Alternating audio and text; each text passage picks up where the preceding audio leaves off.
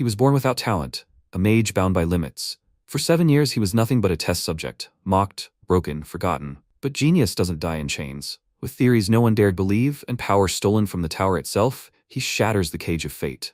The tower that caged him will witness its strongest rebel. What happens when a man with no gift rewrites the laws of magic? Let's find out.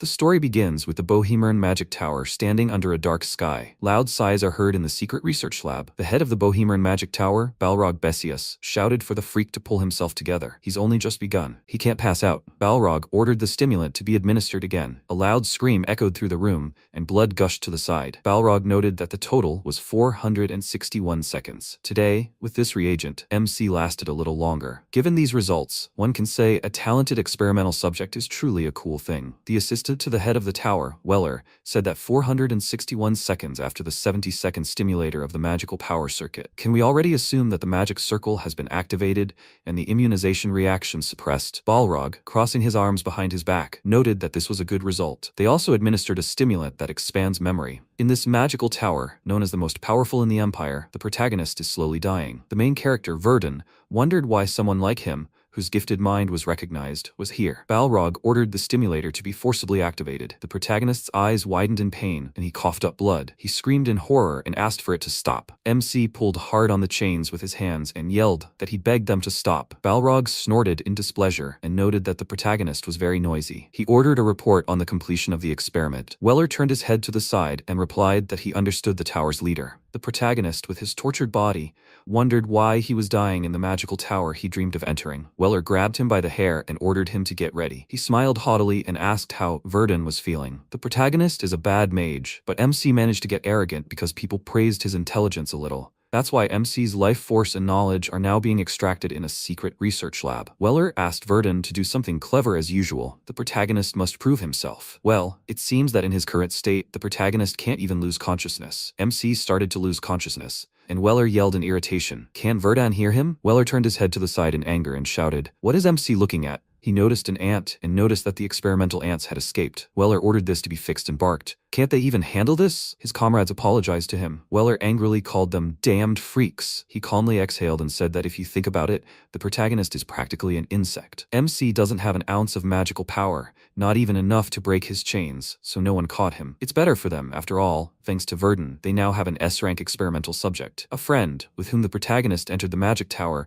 received sponsorship to study abroad. Weller remarked that he sympathized with Ravelin for having such a friend. The friend laughed and agreed with him. The protagonist wondered, for what reason? All this is happening now because MC is weak. Weller asked with a smile, what was Verdun saying? The protagonist, with a crazy look, ordered them to shut up. It all started 15 years ago. MC had no parents. He grew up in an orphanage. His dream was to become an amazing mage. In the end, Verdun came to the magic tower to study magic. But no matter how hard the protagonist tried, he could not become a mage. It was due to the development restriction of rank 1. At the age of 7, he passed the magic compatibility test. The results showed that he would not become a mage. MC has no talent. This was a fatal blow for him, but the protagonist did not give up. Becoming a mage is his dream. Therefore, Verdun secretly took books left in the rooms while cleaning. He also memorized many books from the library of the magic tower. Although he did not have magical power, the protagonist did not doubt his own sanity. Several years passed like this. MC finally became a research assistant at the magic tower. It was then that he realized the truth he did not know. His mind is not just talent, it is from the world of genius. Lucard is the only research assistant close to him,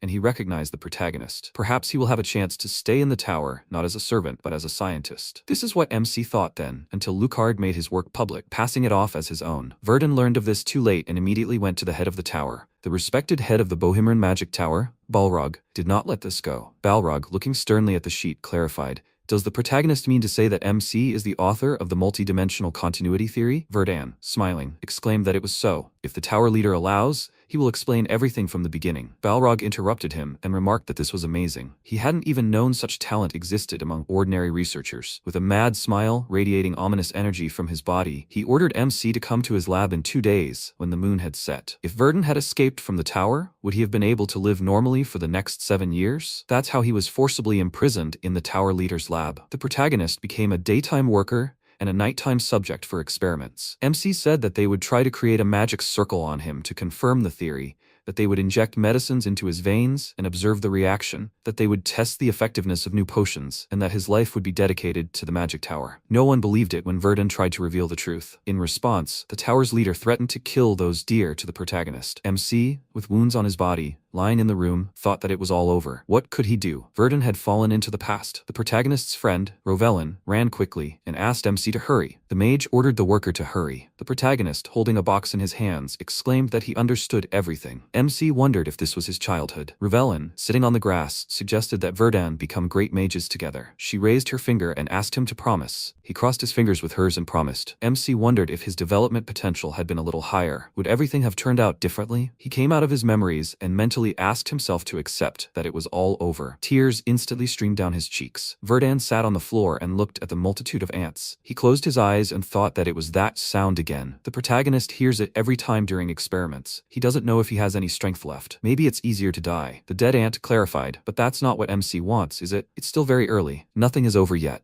For the sake of revenge and survival, Verdun must hold on, grit his teeth, and endure. Then, the protagonist will be reborn. MC will no longer be trampled. Verdun will gain great power and surpass his own capabilities. The protagonist clenched his fists and thought that nothing is over. He must sharpen the blade for revenge. Over the past 7 years, with everything he has, until it is sharpened, MC will not break and will solve this one and only problem. In the face of great power, it is not enough to simply be smarter than others. If this is the case, he must challenge fate. He will disregard the boundaries of theory and complete the creation of a method for restructuring the body, the theory of resisting the heavens. Tomorrow, Verdun will surpass his own capabilities. The long-awaited theory of opposing the heavens, which would allow him to reconstruct his body, was completed the moment he accepted death. Now, all that remained was to prove it. This artifact could allow the protagonist, someone who lacks any magic at all, to use magic once. It will develop in the process. Tomorrow evening, MC will regain his freedom. A long night passed, and finally the day came when Verdun would implement the plan. Weller opened the door for the protagonist and said it was time to clean the lab. He looked at MC with irritation and ordered him not to stand still. Verdun must wipe away the blood and heal the cuts. Did the protagonist really cry after their little experiment? The festival was starting soon, so the protagonist shouldn't even think about leaving. Did the protagonist hear him? Weller ordered MC to answer. Verdun calmly agreed. After some time,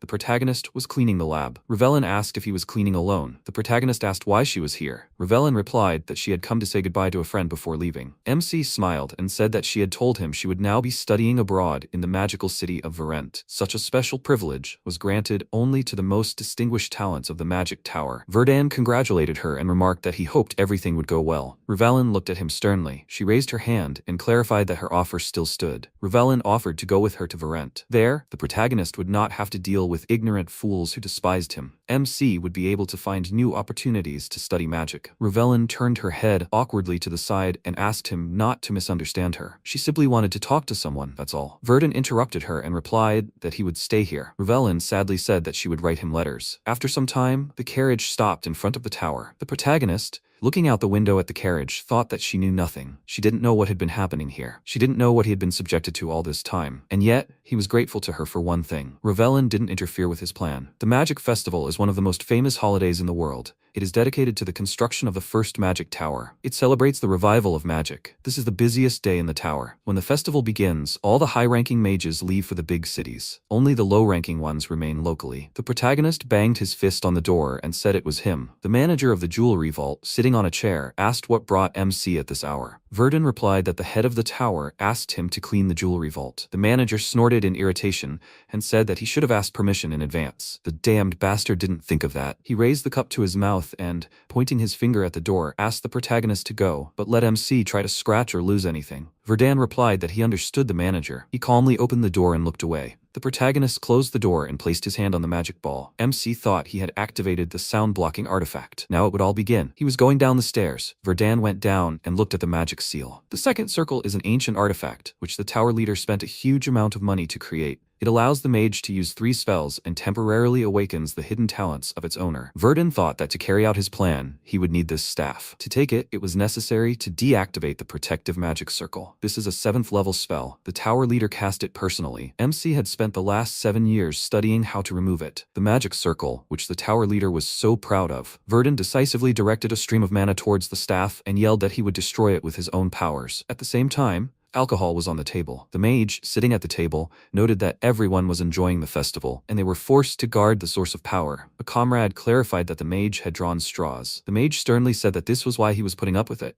If it were a matter of skill, he would definitely have been chosen. He looked at the door with a flushed face and asked, "Is that Verdun?" The mage noted that this was very timely and ordered more drinks to be brought. The mage clarified that when he became the head of the tower, he would no longer drink cheap alcohol. A comrade clarified, did the mage think that the head's position was easy to take? If the mage became the head, he would provide the drinks. The mage joyfully exclaimed that he would remember, and he would definitely become the head. A stream of mana quickly flew between the comrades, and the guard looked at the mage in fear. The guard yelled with fury, "What is the protagonist doing?" MC sternly pointed his staff towards the enemy. The guard shouted, "Has Verdun really gone crazy?" The protagonist noted with fury that he hadn't expected such a reaction. The guard raised his staff and yelled, "How dare MC try to harm a mage? If the protagonist survives this spell." The guard used third-tier magic, Tsunami. Verdun used third-tier magic, Earth Spear. The Earth Spears swiftly headed towards the enemy. The guard looked at them with great fear. Blood gushed onto the floor and screams echoed throughout the room. The guard, sitting on the floor with a spear in his chest, noted that MC was only rank 1. How was the protagonist able to use magic? Verdun clarified, "Is the guard surprised that an experiment subject is capable of such a thing? This is what happens when a mage gets too carried away with people." Both the guard and the tower's leader. The protagonist looked up, standing between the corpses. He thought that this was the first time he had ever looked so closely at the source of the magic tower's power. It had taken 7 years to reach this point. Now, using mana from the source, the protagonist would begin his confrontation with the heavens. If he fails, he doesn't know what will become of him. However, if MC doesn't try, he won't know for sure. Magic seals covered his body, and Verdun struck the floor with his staff. A huge seal appeared under the protagonist's feet. He decisively used body reformation. MC furiously raised his hand to the staff and used Heaven's Defeat. A stream of mana hit the source of power, and a bright stream of energy covered the magic tower. At the same time, a carriage was driving along the mountain. Balrog, sitting in it, noticed that it was a very huge energy surge from the source. This means someone got into his magic tower. After a while, smoke enveloped the rubble of the buildings. The protagonist coughed as he crawled out from under the rubble. The staff in his hand instantly broke. MC thought that the force was so destructive that it swept away an entire building. If he remained alive, then everything worked. Verdun quickly raised his head and looked at the flash in the sky. Numerous magic seals appeared among the trees. The protagonist thought someone was approaching. A Balrog jumped out of the magic seal. The protagonist wondered,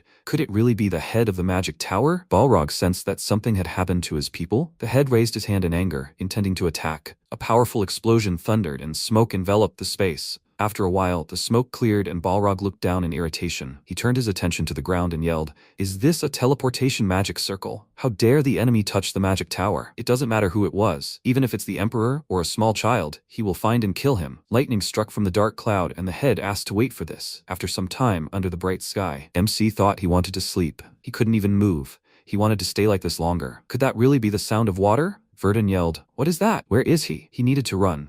The protagonist, kneeling in front of the river, looked into the water. He was amazed to see himself in the reflection and asked, "What happened?" MC wondered, had his appearance changed? Verdun put his hand to his face and asked, why did he look like that? His brown hair had become ashen. His black pupils had become lighter, and his eyes were now pure blue. The protagonist felt his body with his hands and asked, did something happen during the body reconstruction? He thought it seemed to have worked. MC dealt with those people from the magic tower. He overcame the confrontation with the heavens, and before the tower's leader could find him, he quickly disappeared using teleportation magic. As a result, Verdun ended up here. He had never seen such a forest. There were no such plants in the Bohemian magic tower. This meant that he had teleported halfway across the continent. In other words, he managed to transform his own body and escape in time through a pre-prepared magic circle. The protagonist laughed joyfully and exclaimed that he was free. He lay down on the ground and asked, I wonder how the tower's leader is feeling now? MC was sure Balrog was furious. Verdun thought that since the tower was destroyed, they would have to find the culprit and learn that their lab animal had escaped. But this wasn't enough to finish off the magic tower. Even though they had lost employees,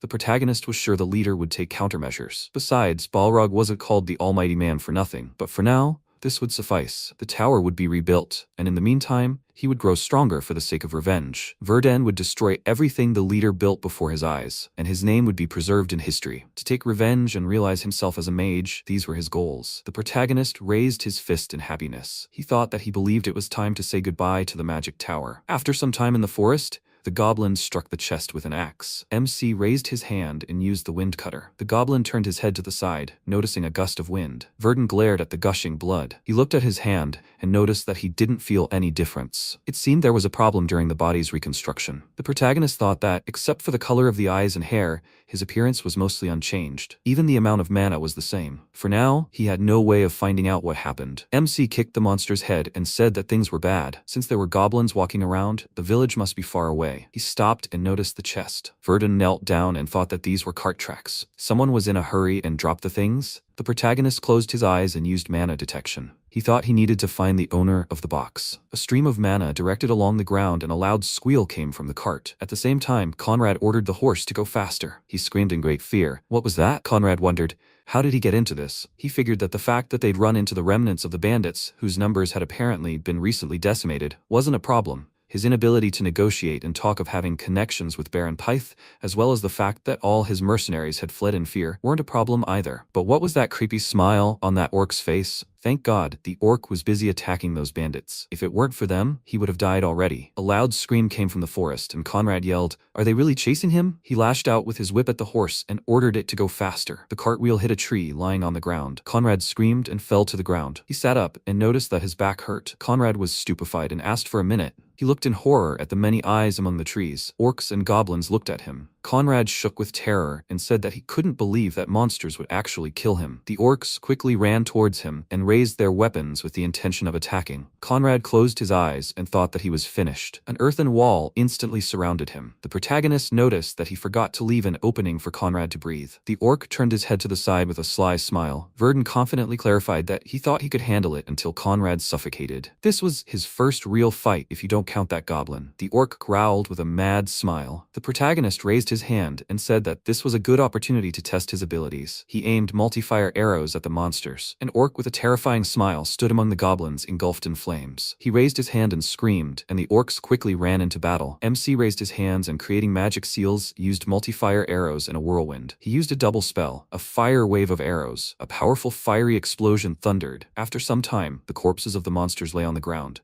Verdun looked up and thought that he was surprised. Before, he wouldn't have been able to kill even a single goblin, but now, it seems, there are no survivors left. Conrad must be freed before he dies. Otherwise, the protagonist would have come all this way for nothing. The orc with a terrifying look extended his hand towards MC. He growled, and Verdun turned his head to the side. The protagonist wondered if there was really one more alive. A pool of blood formed on the ground. Sometime later, Conrad was sitting in a cart. He introduced himself with a joyful smile and exclaimed that he would definitely never forget today. If it weren't for the protagonist, he wouldn't have gotten out alive. How could he repay him for that? MC tensely asked him to just watch the road. Otherwise, the carriage would flip over again. Conrad happily agreed with him. Conrad noticed that he almost forgot to ask. Did that horde of monsters pose a danger or at least a threat to the protagonist? He apologized if the question was stupid. Verdun closed his eyes in irritation and thought that Conrad was talking too much. It was a little dangerous. Some time ago, the protagonist created a mana vortex in his hand. He attacked the orc with a wind cutter. Currently, MC threw his head back with a smile and replied that there was nothing to worry about. He asked for a short answer and asked if they often appeared in this area. Verdun had heard that thieves usually avoided places where monsters lived. Conrad disagreed and said he'd never encountered them before. This forest is controlled by Baron Pyth. They'd often exchanged letters as children. Conrad was told that the thieves in this territory had been exterminated, so he took his usual route without taking his expensive mercenaries, but it seemed his luck had run out today. The protagonist thought the teleportation had failed, but apparently he'd been transported to the right place since he was on Baron Pyth's land. Even if MC had erased all traces and changed his appearance, the magical Tower of Bohemern might be looking for him. For now, he needs to hide his identity and become stronger. Conrad turned his head to the side and clarified, "The protagonist is listening, right?" MC noted that he didn't seem to have introduced himself. Verdun thought that the time when he would use his own name would come when he met the tower's leader. The protagonist said his name was Asher. After some time, they arrived at Baron Pythe's estate. Lord of the Pyth lands, Pythe Henrod, asked in amazement what had happened to him. He must have lost a little weight. Conrad smiled, scratched his head, and replied that he seemed to have lost weight while running from the orcs. Pyth ran up to him, apologized, and asked if Conrad was okay. Conrad had been attacked not only by thieves but also by monsters. Conrad asked him not to worry and exclaimed that Pyth was not to blame. Pyth smiled and asked if this was the mage who had helped his comrade. He wouldn't stand idly by, since his friend's savior was right in front of him. The Baron asked Conrad to tell MC to go to the estate. After a while, Verdun put his hand to his chest and thanked him for the clothes, food, and shelter he had provided. Pyth smiled and clarified that he hadn't introduced himself yet. The Baron stated his name and said that he was the manager of these lands. He asked the protagonist to sit down. "Does he like this food?" The protagonist agreed and remarked that it was very good. Pyth folded his arms and said that for saving Conrad, he had prepared 5 million elks for MC. The Baron asked Asher to say when to give it to the protagonist. It might seem like he was in a hurry, but if MC didn't mind, Pyth would hire Asher for the job. The pay would be decent. Verdun put the fork on the table and thought that money was needed to achieve his goal. He would also be able to practice his magical abilities in combat. The protagonist inquired about the job. Pyth explained that a few days ago, they had found hanged bodies in the southern forest. An investigation revealed that they were all residents of a nearby farming town. They found that town in ruins. At first, they weren't sure who the culprit was, but later learned that it was bandits who had done the work. However, after searching the entire area, nothing was found, as if all traces of them had been erased by magic. The protagonist suggested that perhaps there was a mage among them. Pyth agreed and said that everything was suspicious. MC asked when they planned to start the pursuit. Pyth smiled slyly and replied that in 4 days. Sometime later, at the castle gates, Baron Pyth's knight and the person in charge of this task, Enoch, bowed and introduced himself. He said that the dark-haired one was Harris and the young one was Peric. The worker raised his hand with a smile and exclaimed that he was glad to meet the magician. The protagonist shook Enoch's hand and introduced himself. MC remembered Pyth with irritation and thought that he had hoped this would be a good chance, but he didn't expect to have to pursue bandits. He would consider this payback for him and the Baron for staying here. MC turned his head to the side and asked, "Were they with them too?" Enoch noted that they were adventurers. It seems they gathered because they heard rumors about the recently appeared orcs. The pay for the kill is high. Even gold-ranked adventurers are here. Gold-ranked adventurers are on the same level as ordinary knights. In other words, they are seasoned veterans who can use energy to strengthen themselves and their weapons. Rumor has it that at this rank, they are capable of killing monsters. If they needed Verdun, despite having 3 knights. Enoch asked Asher to let him know if there really was a mage among the bandits. The protagonist agreed and asked why they needed him. Enoch smiled and replied that usually second-ranked mages are as strong as knights, but they would have a hard time if they used spells from a distance. It would be best, of course, if they didn't have to deal with a mage. MC noted that they were unlucky. Enoch tensed up greatly upon hearing this. Verdun stood confidently in front of the people. He quickly raised his hand and said that there was a magic circle in front of them. The protagonist instantly cast Dispel. A huge red magic circle appeared in front of them. The knight screamed, "What is that?" A magic circle suddenly appeared. How could something like this be on their territory? MC remarked that it looked like the spell he had just removed was camouflage. He ordered them to stand there and clarified that he would go and remove the rest. Verdun raised his hand and a powerful gust of wind blew to the side. Enoch was surprised and thought, Asher could destroy a magic circle so easily. Who the hell is the protagonist? Explorers belong to a guild that accepts orders from all over the continent. They do this by exploring unknown territories or scaring away monsters that plague people. Death always follows adventurers, but despite this, people admire them because with their abilities come wealth and fame. However, when an adventurer becomes too powerful, having experienced numerous situations where he found himself on the brink of death, consumed by desires, and having abandoned honor, he loses control and points his blade at other people. Ultimately, he becomes a simple bandit. After a while, the bandit, Varja, screamed furiously that it was a curse. The damage from Pythi's attack hadn't been compensated, and now they were suddenly attacked by orcs and goblins, not to mention the fact that they were running low on provisions. He raised his hand and yelled, "What are they doing?" Varja ordered them to stop just watching and go hunt. At the same time, Harris remarked that he thought it was them. What will they do? They are waiting for Enoch's orders. The knight quietly said that the opponents have let down their guard, so they will attack right now. The protagonist placed his hand on Enoch's sword and asked for their mercy. MC clarified that he was accompanying them as the one who must fight against magic, but they hadn't yet assessed the enemy's strength. If their mage had more circles than MC, they could lose. Enoch noted that if the opponents left, Verdun turned his head to the side and, interrupting him, said there was an option. Varja clarified that after all the effort he'd put into expanding his territory, the subordinates hired from his previous village had also been killed. Varja's subordinate, Bilsian, asked him to stop swearing. He suggested they think about what to do. Who could have imagined that an orc laughing like a clown would come and kill all their subordinates? Varja replied sadly that when he worked as a researcher, he never imagined something like this would happen. If only he hadn't been caught murdering another researcher for money. Varja grinned maliciously and asked if they might attack another village. Bilsian disagreed, saying the Baron was angered by the men hanging from the trees. They were hiding thanks to concealment magic, but it was time to hit the road. They said there was a city called Martes nearby. They'll plunder the neighboring villages. Fiery beams of mana flew past Bilsian, interrupting him. A powerful explosion immediately thundered. Bilsian created magical seals and yelled, "Was that a sudden explosion? It's not just an explosion, it's magical. They've been discovered." The knights leaped decisively toward their opponents. They shattered the magical shield. Bilsian threw his head back and blood gushed from his mouth. Varja looked at his comrade in fear and called out to him. Verdan said that the mana barrier is a defensive ability that's quick to cast, but it's easy to destroy because it's not very durable. Destroying the barrier sends a blow back to the caster. Varja looked at MC in amazement and thought that this man was a mage. Verdan smiled and added that their power was now clear. He would deal with the mage, as they agreed. Enoch, kneeling, said that he was counting on Lord Asher. Varja asked angrily, did the Baron send people to kill them this time? Pyth hired the mage and the others, but his plan would fail. Enoch instantly crossed blades with the bandit. Varja yelled that he had sent the Baron heads back. Enoch smirked and mockingly said that the enemy had scared him. He asked Varja to try if the bandit could. After a while, Bilsian thought irritably that he had planned to escape, but the protagonist was pursuing him. Luckily, MC uses an earthen wall for this. Only those with 3 or more circles can fly, and the protagonist has 2 circles. Bilsian yelled, "How long is MC going to stand there?" He thought he would strike first and aimed multi-ice arrows at Verdan. Bilsian thought that if the protagonist only had 2 circles, he would kill him before he could get away. The protagonist raised his hand and fired multi-fire arrows from it. They instantly hit each other, and there was an explosion. The smoke cleared, and a huge dent appeared in the ground. Bilsian smiled and remarked that this was not bad for a man with 2 circles, but the protagonist had chosen the wrong opponent. If MC had come with a knight, his position would have been disadvantageous, but with the protagonist alone, he could handle him and escape. Verdan confidently noted that he did not plan to let the opponent go. Bilsian clarified that MC had strong confidence and the ability to use complex attribute magic at such a young age. He hadn't seen such promising talent in a long time. Bilsian, with a mad smile, exclaimed that the protagonist probably didn't think this would be his end. Bilsian used 3rd circle magic, falling ice. The ice block approached the protagonist's head and Bilsian commanded him to die. The ice block instantly stopped. Bilsian was stunned by the scene. Stone arrows stopped the ice block. Bilsian wondered if the enemy had blocked the spell. The protagonist raised his hand and created earthen spears. He instantly clenched his hand into a fist. The ice block shattered. Bilsian yelled in confusion. How could a mage with 2 circles use a 3rd circle spell? MC raised his hand and asked the enemy to guess. Bilsian wondered if the enemy had not only used a 3rd circle spell, but also possessed 4 attributes. Had the protagonist been deceiving him from the start? Verdan aimed his hand at the enemy,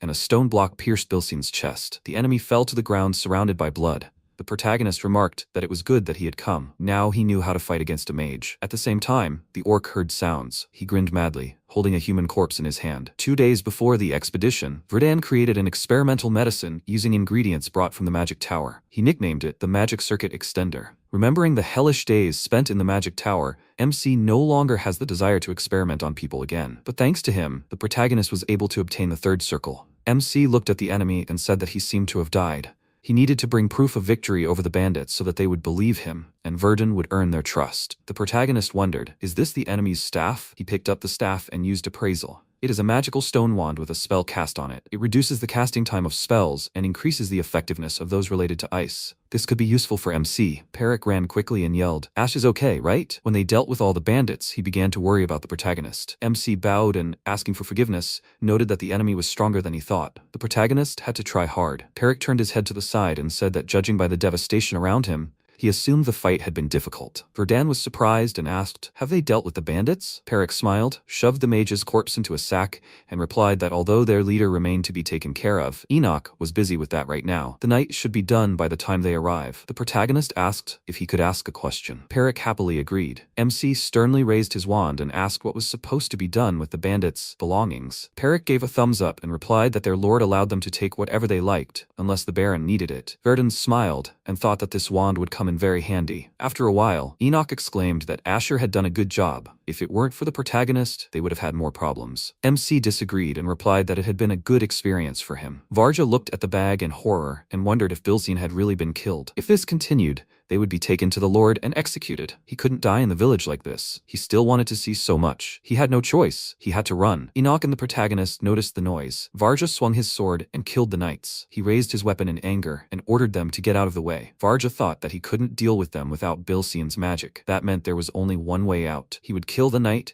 steal his horse, and escape. Varja swiftly attacked Enoch. He smiled slyly and raised his dagger. Enoch instantly grabbed his arm. He grabbed the enemy's clothes with his hand. Varja wondered, "What is this?" The knight threw his sword aside. Enoch quickly threw the enemy over himself. He ordered the knights to tie the enemy up, so that the bandit wouldn't move. Varja roared in rage. How dare the knight throw away his sword? Where is the enemy's knightly pride? Enoch pulled out a dagger and laughed, asking what he was talking about. He raised the weapon over Varja's face and said that pride is a pastime for the living. Enoch struck, and blood spread across the ground. He apologized for this unpleasant scene.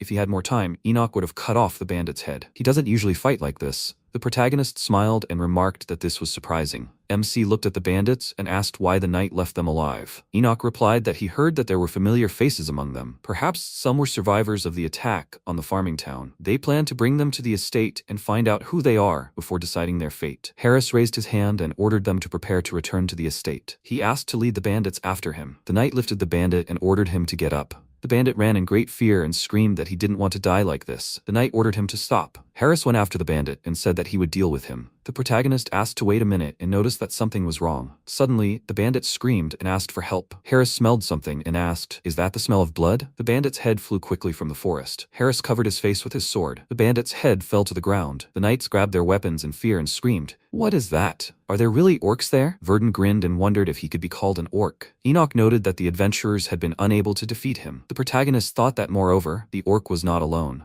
He sensed a dozen of their kind. The orc was probably the leader of these freaks. He looked like the one from last time. The corners of his mouth were long, making it seem like the orc was smiling, and his height is astonishing, towering over other members of his species. He must be an advanced orc. The orc leader quickly raised his hand, and the monsters rushed into battle. Enoch ordered everyone to take defensive positions. "First, we need to concentrate on the goblins. They'll worry about the orcs later." The orcs swiftly attacked the knight. Enoch raised his hand tensely and flew to the side. The orc, smiling madly, raised his leg above the knight. Perek instantly struck the monster's leg. The orc began to fall with force. Enoch plunged his sword into the orc's chest. It slid down, leaving a huge wound on his body. The orc fell, and Enoch landed on the ground. The orc, smiling, was breathing heavily. He clutched the goblin in his hand and instantly killed it. The orc spat a bone from his mouth. He sat up and wiped the blood from his mouth with his hand. Enoch laughed and clarified. The orc healed himself by eating his kinsman. It looks like they won't be returning home peacefully. He ordered them to prepare for battle. The orc, smiling, raised his weapon. He quickly threw it towards the knights.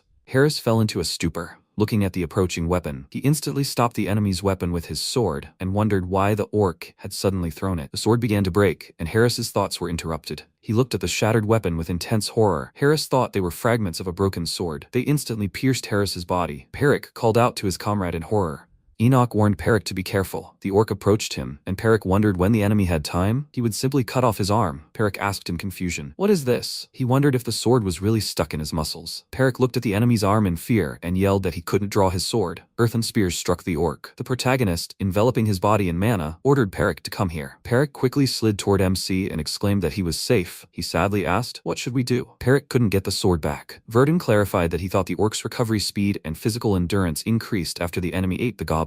Perek gritted his teeth and said he'd struck with full force to try and cut off the orc's arm. He'd never heard of orcs being so strong. Perhaps an orc is a special entity from legend? The protagonist disagreed, and Perek clarified in surprise. Despite such strength, MC thought it was restoration and strengthening through absorption, control of those beneath him, and inducing madness, power comparable to a knight's. The enemy was clearly different from an unusual orc, but if that's all, the orc was too weak to be called a special entity. Ordinary spells have a limit. Even if you invest more magic, the affected area will not expand beyond a fixed point, and if the limit is exceeded, the magic will fade. That's the law of magic. However, there is a spell without a limit. Verdun created a magical seal between his hands and used earth control. A powerful gust of wind threw the knights aside. The knights screamed in fear that the earth was shaking. First the monsters, now an earthquake? The knight was wrong. They would all die here. Enoch ordered them to remain calm and not leave their positions. He clarified that this was Asher magic. Enoch looked at the shaking ground and clarified that he had said so, but was it possible to remain calm in such a situation? The goblins and orcs remained below, and the knights rose up on a small lump of earth. The goblin looked in fear at his falling kinsman. The orc, smiling, fell to the ground and left a dent in it. The protagonist raised his hand and cast a third circle spell, Flame Ball. Fire engulfed the goblins and orcs. Enoch, kneeling next to Harris, asked Perek to remain calm. Perek shouted with great joy that it was so nice to watch them burn. The third circle spell, Flame Ball,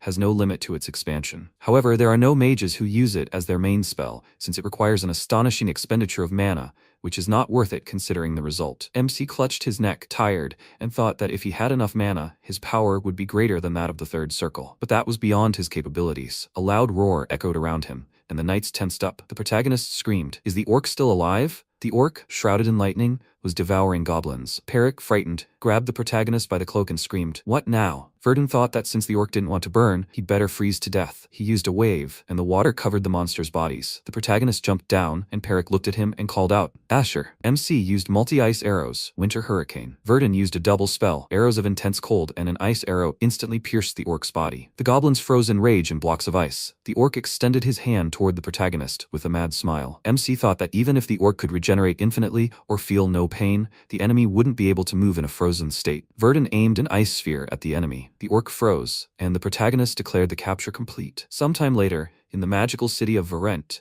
a young man sitting at a table asked if the old man had read the news. The old man agreed, and the young man, looking at the newspaper in surprise, asked if the magic tower had really closed. Now he had seen everything. They said the tower's energy source exploded. The old man arrogantly raised his cup to his mouth and asked if the young man believed it. Most of the mages died, and the tower's operation ceased. The extent of the damage is too great for the source explosion to be the sole cause of the mage's death. People say it's divine punishment or that someone orchestrated the explosion. The mage, passing by the old man, said it was good that they had managed to prove the theory they were researching. "I wonder if letters came from the tower while they were in practice." The old man exclaimed that someone must have planned to seal the magical tower of Bohemern, because they wouldn't do that to it. He heard that secret experiments were taking place in its underground laboratory, and that was the reason for the attack. Revelin instantly grabbed the old man by the clothes. She ordered him to repeat it, and the old man screamed in fear. What was she doing all of a sudden? Revelin removed the hood from her head. She ominously asked, "What happened to the magical tower of Bohemern?" After a while, Pythes slammed his mug against his comrades and congratulated them on the squad's safe return. After completing the subjugation of the bandits, they returned to Pythe's territory. The Baron hosted a banquet. Pythe remarked that they had worked very hard. It's a miracle that no one died. Only he doesn't understand where Asher is. The Baron, his face flushed from alcohol, exclaimed, "Here comes the protagonist." MC adjusted his neckerchief and asked, "Is he late?" Pythe joyfully raised his glasses and exclaimed that the MC had arrived just in time. He suggested they drink some wine first. Verdun thanked the Baron and noted that he hadn't expected even ordinary soldiers to be invited to the banquet. Pythe replied that they had risen to defend the territory. What does status matter? The Baron remembered the bandits Asher had defeated and wondered if they were too strong for mere bandits. The protagonist agreed and said that they were nothing like the bandits he knew. With such a level of skill, they could live comfortably doing something else. Pythe agreed and, raising his hand, suggested that this might clarify the situation. According to the investigation, these guys were gold-ranked adventurers, but about a year or two ago, one of them killed his own comrade and fled. After that, their whereabouts became unknown, but apparently they formed a gang and ended up here. Gold rank is the fourth highest among adventurers, which can only be obtained through numerous achievements. Verdun looked at the investigation results and thought it was no wonder they had a 10 million elk bounty. So that's why the Baron looked so pleased? If the protagonist hadn't been involved, the casualties could have been more serious. MC looked at the Baron in surprise. Pythe smiled with great joy, and Verdun asked why the Baron was looking at him like that. Pythe exclaimed with great happiness that MC had not only destroyed the bandits, but also dealt with the demi-humans in place of the fallen adventurers. The Adventurers Guild also sent thanks. Asher is the pride of their territory. The protagonist sheepishly replied that he was simply doing what he had to. He thought it looked like the Baron had drunk too much. Pythe put his fist to his mouth and, coughing, clarified that he suspected the wine was having a strong effect on him. In any case, thanks to Asher, they saved the villagers taken by bandits and gave the victims a proper funeral. The Baron asked to raise their glasses to the protagonist, the mage who saved the territory of Pythe. Everyone raised their glasses and shouted, "To Asher." The banquet that followed had a completely different atmosphere from what the protagonist had seen in the Magic Tower. A banquet where everyone had fun together, regardless of status. In the Magic Tower, everything was different. The warmth and friendliness here deeply touched MC. For the first time since escaping from the tower, he could laugh heartily. All this time, no one yet realized what changes the destruction of Bohemern would soon bring. After some time, Revelin, smiling, wondered if the tower had really survived completely. The rumors were probably exaggerated. The mage, holding a box in his hand, turned to her.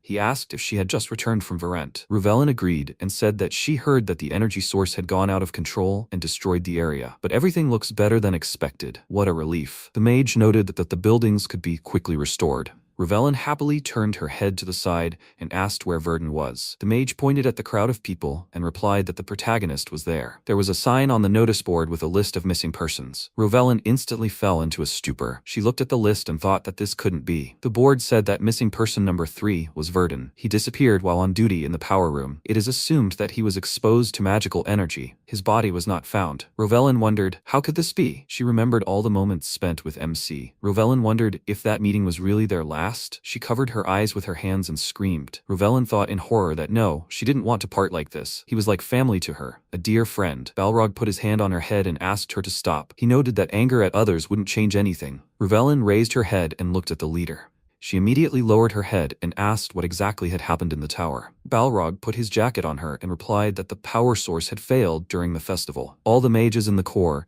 including the duty officer, had died. The leader thought that not only that, but years of accumulated data and research records had also been destroyed. Even the treasury's magic circle had been damaged, leading to irreparable losses. Everything in the treasury, the collection of spellbooks and artifacts, was gone. The damage was incalculable, but the most significant loss was experimental subject number 77. If they returned the protagonist's brain, they could restore the lost records and achievements. Balrog smiled, placing a hand on Ravelin's shoulder, and added that at the very least, they could get revenge. Although they had missed the main culprit of the power surge, they had a lead. Ravelin quickly turned her head to the side and asked what the leader meant. Balrog replied that 3 hours before the power surge, someone disappeared without a trace. He used all his connections to track this person's location and passed. The leader, looking horrified, picked up the necklace and clarified that he had found it. Ravelin raised her hands in amazement and clarified, "Is this the symbol of the Dark Hour?" She thought that the Dark Hour was a group that didn't just secretly study magic, but sought to subjugate the world with it. What were they doing here? The leader sternly said that they didn't know how the Dark Hour had infiltrated the tower and caused the power surge, but they were certain that the Dark Hour was involved. To appease those who had died, he intended to create a team to eliminate the Dark Hour, and a place on the team was reserved for Ravelin. Judging by Ravelin's expression, he could see that she had already made her decision. Ravelin angrily broke the necklace and scattered the shards on the ground. A few days later, the Explorers Guild arrived in Pytha territory. The guild representative thanked the protagonist for waiting. He asked to apologize to Asher for the incident. The representative, with great tension, said that they assessed the orc threat as high, so they sent gold-ranked explorers. But the results were terrible. Verdun calmly noted that it was just an accident. The representative, wiping sweat from his face with a towel, placed the sheet on the table and thanked the protagonist for his understanding. He clarified that here was the reward certificate for this conquest. MC looked at the certificate and thought that, taking into account the risk fee and the reward for delivering the body of the new type of orc, the total amount was 24 million elks. After taxes, half would remain. The representative waved his hand and said that Asher might not know, but for independent individuals not registered in the guild, a tax of half the fee is levied on all rewards. Even if they want to refuse it, they can't because it's imperial law. Violating it can lead to charges of tax evasion or embezzlement, but there is one legal way to avoid taxes. Verdun clarified, "The representative wants him to become an adventurer?" The representative stood up from the couch and exclaimed, "Exactly. Their guild has low tax rates for the highest ranks. Since the protagonist is a special case, he will start at silver rank." MC thought that becoming an adventurer would limit his future actions. The representative simply asked him to sign the application. Verdun thought that what was more important than money now was becoming stronger, so he could take revenge. The protagonist smiled, agreed, and exclaimed, "I agree." He thought, more important than money is becoming stronger so he can get revenge. The worker asked in surprise, "Excuse me?" Despite MC living as a test subject in Bohemern for 7 years, his essence remains that of a mage. The Seekers Adventurers Guild warehouse is in Pate territory. A mage is always a seeker of secrets and a researcher, so he brought the corpse of an orc he defeated here for full-scale research. He removed the cloak, and looking at the body, thought, perhaps they have an artifact that preserves the state of whatever it's covered in. Well, the Adventurers Guild is in Pate territory, so whatever. Then he abruptly covered his nose and thought he was going to vomit. After that, he began examining it and said, "Nevertheless, this orc, his red pupils and reddish skin are nothing surprising. But what stands out is perhaps his torn mouth and his more powerful build compared to other creatures. But these features are far from anything seen in more advanced species, such as orc warriors or orc lords." He sat down next to it and thought that its intelligence also couldn't be called exceptional. Rather, it was a mutation, an evolution. But such a conclusion still seemed wrong. Even if it were a mutation, it wasn't enough to explain his regeneration and incredible strength, achieved solely through nutrition. Then, surprised, he asked, "Is that a scar?" He thought regeneration was the ability to return the body to its previous state. This orc's power was strong enough to restore a burned body and even tear flesh, but it couldn't handle a wound. If that's the case, the orc must have acquired his regenerative abilities after being wounded. This is the mark of a cut. Only evolution could have contributed to the ability being acquired after birth. If so, then that's the most likely conclusion. He said someone had artificially created him, and that was very bad. After a while, he came out to meet him and said there was no need to come here to see him off. Conrad waved his hand and, smiling, said, "It's nothing. He saved his life, so that's the least he can do." Enoch nodded. The protagonist awkwardly scratched his cheek and said he felt like he'd already received too much. He had a circulation ring, a robe made of beast hide. The increase in mana is insignificant. The increase in mana recovery rate is insignificant. Enoch asked him to relax. This is a well-deserved reward, and it belongs to him, Sir Asher. The protagonist thanked him for his words and turning slightly said, then he'll be going. They should take care of themselves until they meet again. He headed in the right direction, and Conrad shouted, "Sir Asher, if he ever visits the Conrad Merchant Guild branch in another city, he should just mention his name. He won't regret it." A border village between Pate and Martes. The protagonist landed and said, "Flight cancellation." He looked at the map and thought, so this is the only village between them. Then he took an apple from a nearby vendor and thought, if he stops here for the night and heads to town tomorrow, that would be perfect. Then he reached out to take a bite and heard the man say, "Damn it." Addressing his comrade, he added, "Who would have thought things would turn out like this?" The protagonist thought, this sounds like there might be some useful information here. Maybe he should listen in a bit and see what's going on? Then he used Wind Whisper and heard a man say, "Anyway, the problem is the goblins. They stole all their livestock and paid a lot of money to hire adventurers, even though they said they could handle it themselves." His companion said someone might get hurt because of this. The village chief said that subjugating goblins is the job of adventurers. "Remember, it'll all be over by tomorrow morning, so stop complaining," he said, "and their services are expensive." The MC took a bite of his apple and thought, are the goblins here? To ordinary people, they're just insects, starting with petty thefts. But when there are a lot of them, they attack a village, steal goods, and eat people. So when goblins are spotted, the standard reaction is to call in adventurers. I guess there's nothing unusual about that. With these thoughts, he placed the apple core on the box and, pulling up his hood, heard a man ask, by the way, "Are the rumors true? You know about James seeing a monster in the forest?" The man put his hands in front of him and shouted. The village chief forbade him to talk about it. His comrade said, "God, no one listens anyway. It was a few days ago." In his opinion, he went to check the trap he set in the forest. But then, hearing the squeal of a wild boar, he turned around, and there was a goblin with a torn mouth, bigger than an orc, devouring a boar. He was surprised. Bigger than an orc? Was he serious? He replied, "Quiet. If the adventurer's here, they'll have to pay extra." Then the protagonist snapped his fingers and said, "Cancel." He thought about it. He didn't expect to hear that. A big goblin with a torn mouth, right? It's hard to dismiss it as a coincidence. Sometime later, in the forest, Myrna, a silver-ranked adventurer, fired an arrow, hitting a monster squarely in the head. She asked how he felt. She'd improved, hadn't she? Loke, a silver-ranked adventurer, folded his arms and said thoughtfully, "She's bragging about hitting a target that was right under her nose? How shameful." She glared at him and asked if his nose wasn't a bit long then. Then Eris and Mild, also silver-ranked adventurers, approached them. Eris put her hand to her face and said, "They're on a mission, so that's enough." Then she looked at Mild and asked if he'd found any goblin tracks. He pointed to the side and said, "There's a cave over there that looks like a goblin lair." They walked closer and hid behind some bushes. Eris looked ahead and said, "A totem made of animal and human bones, a symbol of a superior species, the hobgoblins. If they are careful, everything will be fine. The first thing they will do before entering is destroy all warning devices and totems." Loke, stepping on a handful of bones, said, "I understand." Then she closed her eyes and used her piercing gaze. The rest of the team looked around in surprise. Myrna, looking at her hand, said she could see clearly in the dark. Then Eris said that now, even without a flashlight, they were not afraid of the darkness. Loke turned and said, as one would expect from a leader, "She can be relied upon, as always." Then they went inside. After that, they went deeper into the cave. Eris turned around in surprise and Myrna asked what happened. She answered, "Nothing." She thought she felt mana. Inside the cave, several goblins were worshipping a totem made of human bones. The next second, an arrow flew into the head of one of the goblins, and one of the squad members shouted, "Now!" The rest quickly rushed to attack. Myrna smiled and said, "Everything is going smoothly. Looks like they'll handle this quickly, right?" With these words, she pulled the arrow from the goblin's head. Eris, looking at her, told her not to let her guard down. After that, they all looked ahead, and Myrna, walking around the corner, turned around and said, "It could be a hobgoblin. She'll go check it out." Eris said, "Okay, she must be careful. If something happens, she must give the signal." After a while, she walked forward and saw many goblin bodies. Loke looked behind her and asked, "What's wrong?" She spoke, as if to say something. She thought she heard something that sent a chill down her spine. The rest of the squad members approached. Everyone stopped near a huge goblin that was devouring its own kind. They were surprised, wondering what the hell it was. Eris wondered if the giant was eating its own kind. Was it some kind of mutant? But no one had said they could encounter something like that. Right now, they needed to focus on destroying it. It was huge. but if they were alone, they could handle it. Then she said she would explain the plan. She held her staff in front of her and said, Myrna, she has the right eye. Mild and Loke, they must distract the creature. She will finish it off. After that, everyone went to attack. Myrna kicked off the ground and pulled back the bowstring, which hit the monster right in the eye. Loke ran forward and shouted, Mild, he must raise his shield. Then he ran on, and Mild blocked the attack with his shield. After that, Loke made a cut on the huge monster's shoulder and flew on. He thought, okay, I got it. After that, he landed on the ground, and the huge goblin extended his hand towards him. The next second, Eris created several magical symbols around herself and cast Mana Burst. Several magical attacks hit the monster directly. The goblin clutched his face and began screaming loudly. Then he grabbed one of the bodies lying on the ground and threw it forward. Loke shouted, throwing the goblin, Eris, she has to duck. She froze in fear, watching the goblin approaching her. At that moment, MC, hiding behind the wall, said, air rails. At that moment, the goblin flew into the wall and seemed to explode. Eris sank to her knees in fear and sighed. The next second, another arrow hit the monster in the head, and it fell to the ground. Myrna cried out in alarm. Eris, is she okay? Was she not hit? Na replied that she was fine.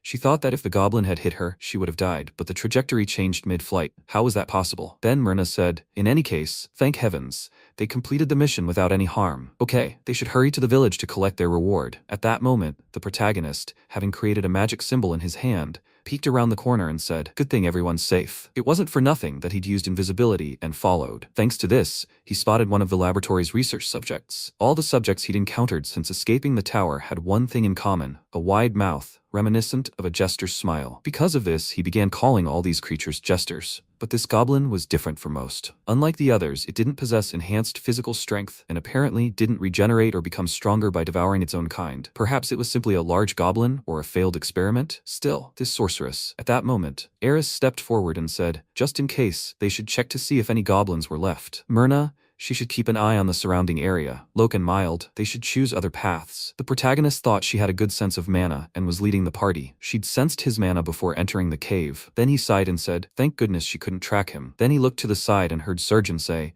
oh my god, who came here while he was gone? He spread his arms, walking forward, and Eris turned and said, he doesn't look like an adventurer. Who is he? If he comes any closer, she'll use a spell. He placed his hand on his chest and said, he apologizes for introducing himself late. He's the guardian of this place, the one they destroyed. He shouldn't have been too active, but even building a totem and attracting attention isn't enough to subdue his instincts. Oh, by the way, did they notice anything strange about this goblin? Any unusual behavior? Hearing silence in response, he put a hand to his face and added, judging by their silence, he realized he was simply a big. If the professor found out about this, he'd be very upset. But what could he do? What's done can't be undone. Better to start with what he could fix, and that meant they all had to die here. The squad members looked at him with alarm, and then Eris asked, did he mean to say he'd fight them all alone? He replied, of course. This specimen died because of them, and their experiments are limited. Even if that hadn't happened, there was no guarantee they wouldn't blab about what they'd seen and the grotto itself. Eris countered, but only if they gave their word they wouldn't. He reached for his weapon and asked, what guarantees? There weren't any, my dear. But even if there were, he wasn't gonna let them go. Frankly, he just really wanted to hear their screams. With these words, he held the weapon in front of him and asked, so, who wants to die first? At this point, MC said, only he will die here.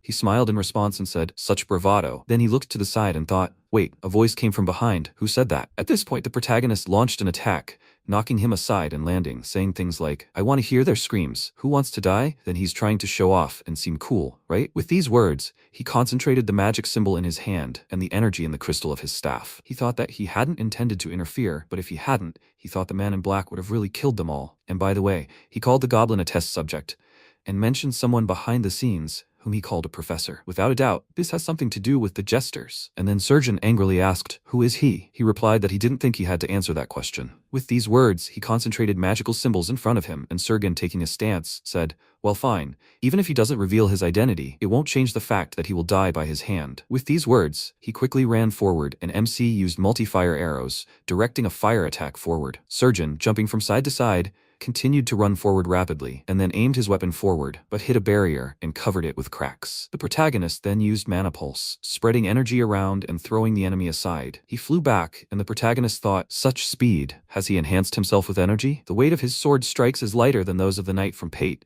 but his speed far exceeds them. He thought he could finish him with one blow. He will have to change his strategy. Surgeon again held his sword in front of him and said that he uses magic quickly. He doesn't know what rank he is, but in this case, he will also increase his speed. Then he ran forward and shouted that now they would see how he handled this. In response, MC once again concentrated energy in his hands and used Winter Wind and Ice Pike, a dual spell. Surgeon frowned and thought in surprise, using both ice and wind elements at the same time. After that, the protagonist used Ice Pike Burst. The ice attack spread around, and Surgeon, trying to dodge, shouted in surprise, "A dual spell with 2 elements? Impressive, of course. But if he missed, then everything was pointless." At that moment, he appeared behind the protagonist, swung his weapon, but the protagonist easily dodged his attack, and Surgeon, perplexed, thought a simple mage had dodged his attack. Eris, watching what was happening, wondered in surprise how he had managed to react at such speed. The next second, the protagonist used combustion, covering everything around him in flames. Afterwards, Surgeon, kneeling, said he'd provoked him to counterattack. This wasn't a typical mage tactic, but it was all he had, and the trick wouldn't work anymore. The protagonist asked, so traps wouldn't work anymore either? Then he'd fight like a real mage. He then moved his hand back, lifting up a section of the ground the party members were sitting on. They screamed, "What?" Loke croaked in surprise. "What is this? The ground is suddenly rising. Where are they?" Mild shouted, "How high will they be?" The next second, the hills stopped. Eris, looking down, asked, "Is this terrain manipulation? A spell known for its efficiency in mana usage, but he'd used it in real combat. Dual casting and quickly casting large-scale spells? His mana reserves must be enormous. This is such a fighting style. She'd never even heard of anything like it." Then Surgeon, grinning, asked, "What is this?" He said he would fight as a mage, but he just ran away. Does he think he can't do anything since he's up there? He thought, wait, he'd teleported up there? Sure. But why did he take all the adventurers up there, despite the extreme mana consumption? Then he looked down in surprise and thought, this? He saw his reflection in the water gathering below him and asked, did the flames melt the ice? The next second, MC concentrated energy in his hands, and Surgeon screamed in fear. It can't be! Eris screamed in surprise. Is this lightning magic? The next second, electrical impulses flew in all directions from the protagonist, hitting the water right on the surface. He thought, even among the Academy's professors, only a few can use this element. He used third-tier magic, Thunderstrike. At that moment, Surgeon, grimacing in pain, screamed, damn it, who the hell is this guy? Fire, ice, wind, and now even higher elements. After this, the protagonist cast a triple spell. Several more types of energy were directed at their opponent, creating an explosion and raising clouds of smoke. When the smoke began to clear, leaving a pile of rubble, the protagonist descended and said he wanted to ask a question. In the Peak Barony, there was an orc similar to the deceased goblin giant. Are they somehow connected to this professor? With these words, he pointed his staff at Surgeon, whose entire body was trembling, and he replied, so that's why it was so quiet there? He's behind this, right? He smirked and asked, did he come from the Ark? The protagonist thought in surprise, the Ark? Then Surgeon continued, it seems he's never heard of this before. It's okay if he doesn't know, he should kill him. MC replied that before he did that, he needed to tell him where he could find a profession. He asked why. He replied that he was interested in the experiments they were conducting. Surgeon considered whether it would be dangerous to let him get to the professor, and then he said, okay, he's here. After that, he shouted that he would simply die along with him. With these words, he spat a sharp shard from his mouth, aiming it directly at the protagonist. But at that moment, a barrier appeared in front of him, protecting him from the attack, and he said, that's his answer. Okay. After that, he used Earth Destruction. He thought that he had hoped to find a clue leading to the appearance of the jesters, but in the end, his efforts were in vain. Then, he released the squad members and thought, okay, whatever. I need to finish what I started. After that, he said, so now they must all obey his orders. Sometime later, they were outside, and Eris said, as he'd ordered, they'd received an additional reward from the village elder. She held a bag of money in her hands and added that when she threatened to report the leaked information about the goblin mutant, he paid her an additional 1.2 million elks to keep her quiet. The protagonist looked at the bag of money in his hands, and then Eris turned and said, okay.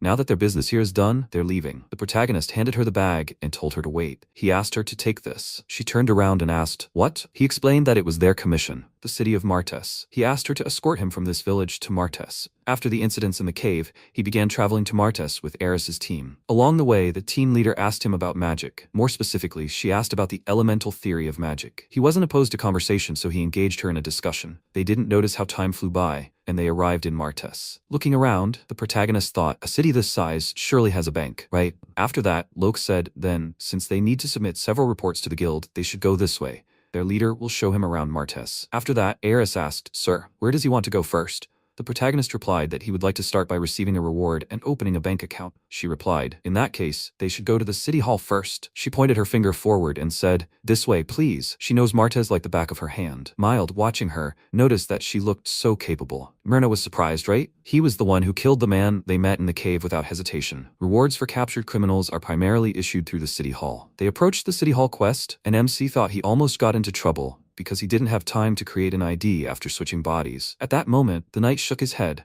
holding out his hand and saying they couldn't pass until he confirmed his identity. Fortunately, thanks to Baron Pite's guarantee, he was allowed in. After a while, he showed the permit and thought about it, and when he learned he'd brought a letter of recommendation from the Baron, the mayor laughed joyfully and said, "Good man, he's already received the message. He heard he'd done something impressive. Before leaving Pite Barony, he'd shown him generosity. He should accept this token of their gratitude for saving Pite." He said his family lived on the Baron's territory and expressed his gratitude for defeating the bandits, then unexpectedly presented them with an ID card. Thanks to this, he was able to open a bank account, so everything worked out well. He also has an account he used in Virant, but if he uses that, the tower's master might be able to track it, so he'll have to be very careful. After that, he said he'd like it made in the form of a staff. The forge worker looked at the weapon and said he'd need materials and a little time to make it, and he should come back in 3 days. After that, the protagonist looked at the staff in his hands, and the worker told him to use it for now. Eris asked if he preferred staves to wands. MC replied that he was just used to using one when he worked a lot with a broom. She was surprised. A broom? He asked if they should go further. After some time, they approached a building, and Eris explained that it was the Marquez Public Library. The protagonist asked if there should be spellbooks here, right? She smiled awkwardly and said there should be, but perhaps not at a level that would satisfy him, Master Mage. He replied, "No problem, the basic ones will do." She asked how many he wanted. He turned his gaze to her and replied, "Everything." She exclaimed in confusion, "What?" Sometime later, in the large hall of the public library, the worker, standing next to a huge stack of books, smiled awkwardly and apologized, saying he couldn't just. MC handed him a card and asked him to deposit the money into his account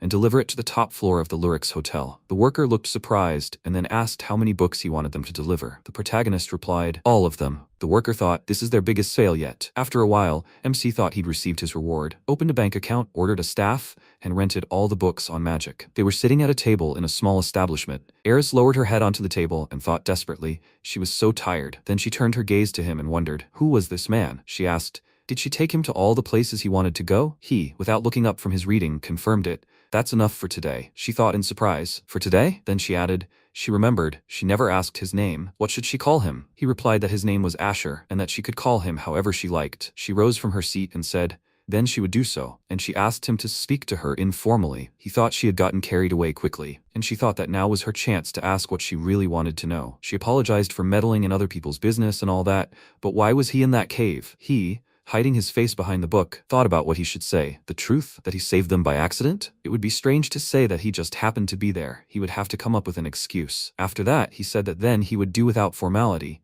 He was pursuing that man. She was surprised, that man? And she looked out the window and thought, now that she thought about it, he really was asking about the professor in the cave. Was he some kind of secret agent pursuing a shadowy organization? Then the protagonist closed the book and said, in the end, he didn't get much out of it. That was more than enough for today, so she could go back. She said she'd take him there. Was he here for the first time? He replied, no need to go that far. Oh well. As night fell, Eris waved and said, then have a good night. See you tomorrow. She placed her hand on her waist, sighed and said, finally, they're done. She sat down on the bench and leaned her whole body against it, saying that he really was a strange man. She thought he had such a high level of magic that he could control all the elements, a volume of mana she couldn't even measure, and at such a young age, he had a theoretical understanding that the academy professors didn't have, and he explained things well himself. Plus, with such a handsome face, he should be very popular. But when you start talking to them, he gets strangely tense. It's almost like talking to a scarecrow, or maybe he's just relying on his appearance. And then she cried out indignantly, what the hell? Why can't she get his face out of her head? She thought, but of all the mages she'd met since graduating from the academy and starting work, he's definitely the most talented. Then she clenched her fist and said, you don't meet such a talented person every day. Tomorrow she'll ask him even more about elemental magic. The next second, she ducked sharply as a powerful explosion occurred behind her, in the building standing behind her. She turned around and cried out in surprise. What? She thought it was the Lurix Hotel? Asher said he'd be staying there? Is that a silhouette of a person there? Seeing the protagonist, she asked, what, Asher? After a while, Nick approached the professor and said, Surgeon is dead. The professor asked who killed him. He replied that traces of magic were found in the cave, so someone else killed him. Before he could finish speaking, a bottle flew at him, smashing on his head. The professor told him not to play dumb. He asked who killed Sargent. He replied that they hadn't yet identified the killer, but they had found evidence that someone had accepted the village's contract. The professor said that was disappointing. Sargent was useful, so the test subjects were dead too? He confirmed it.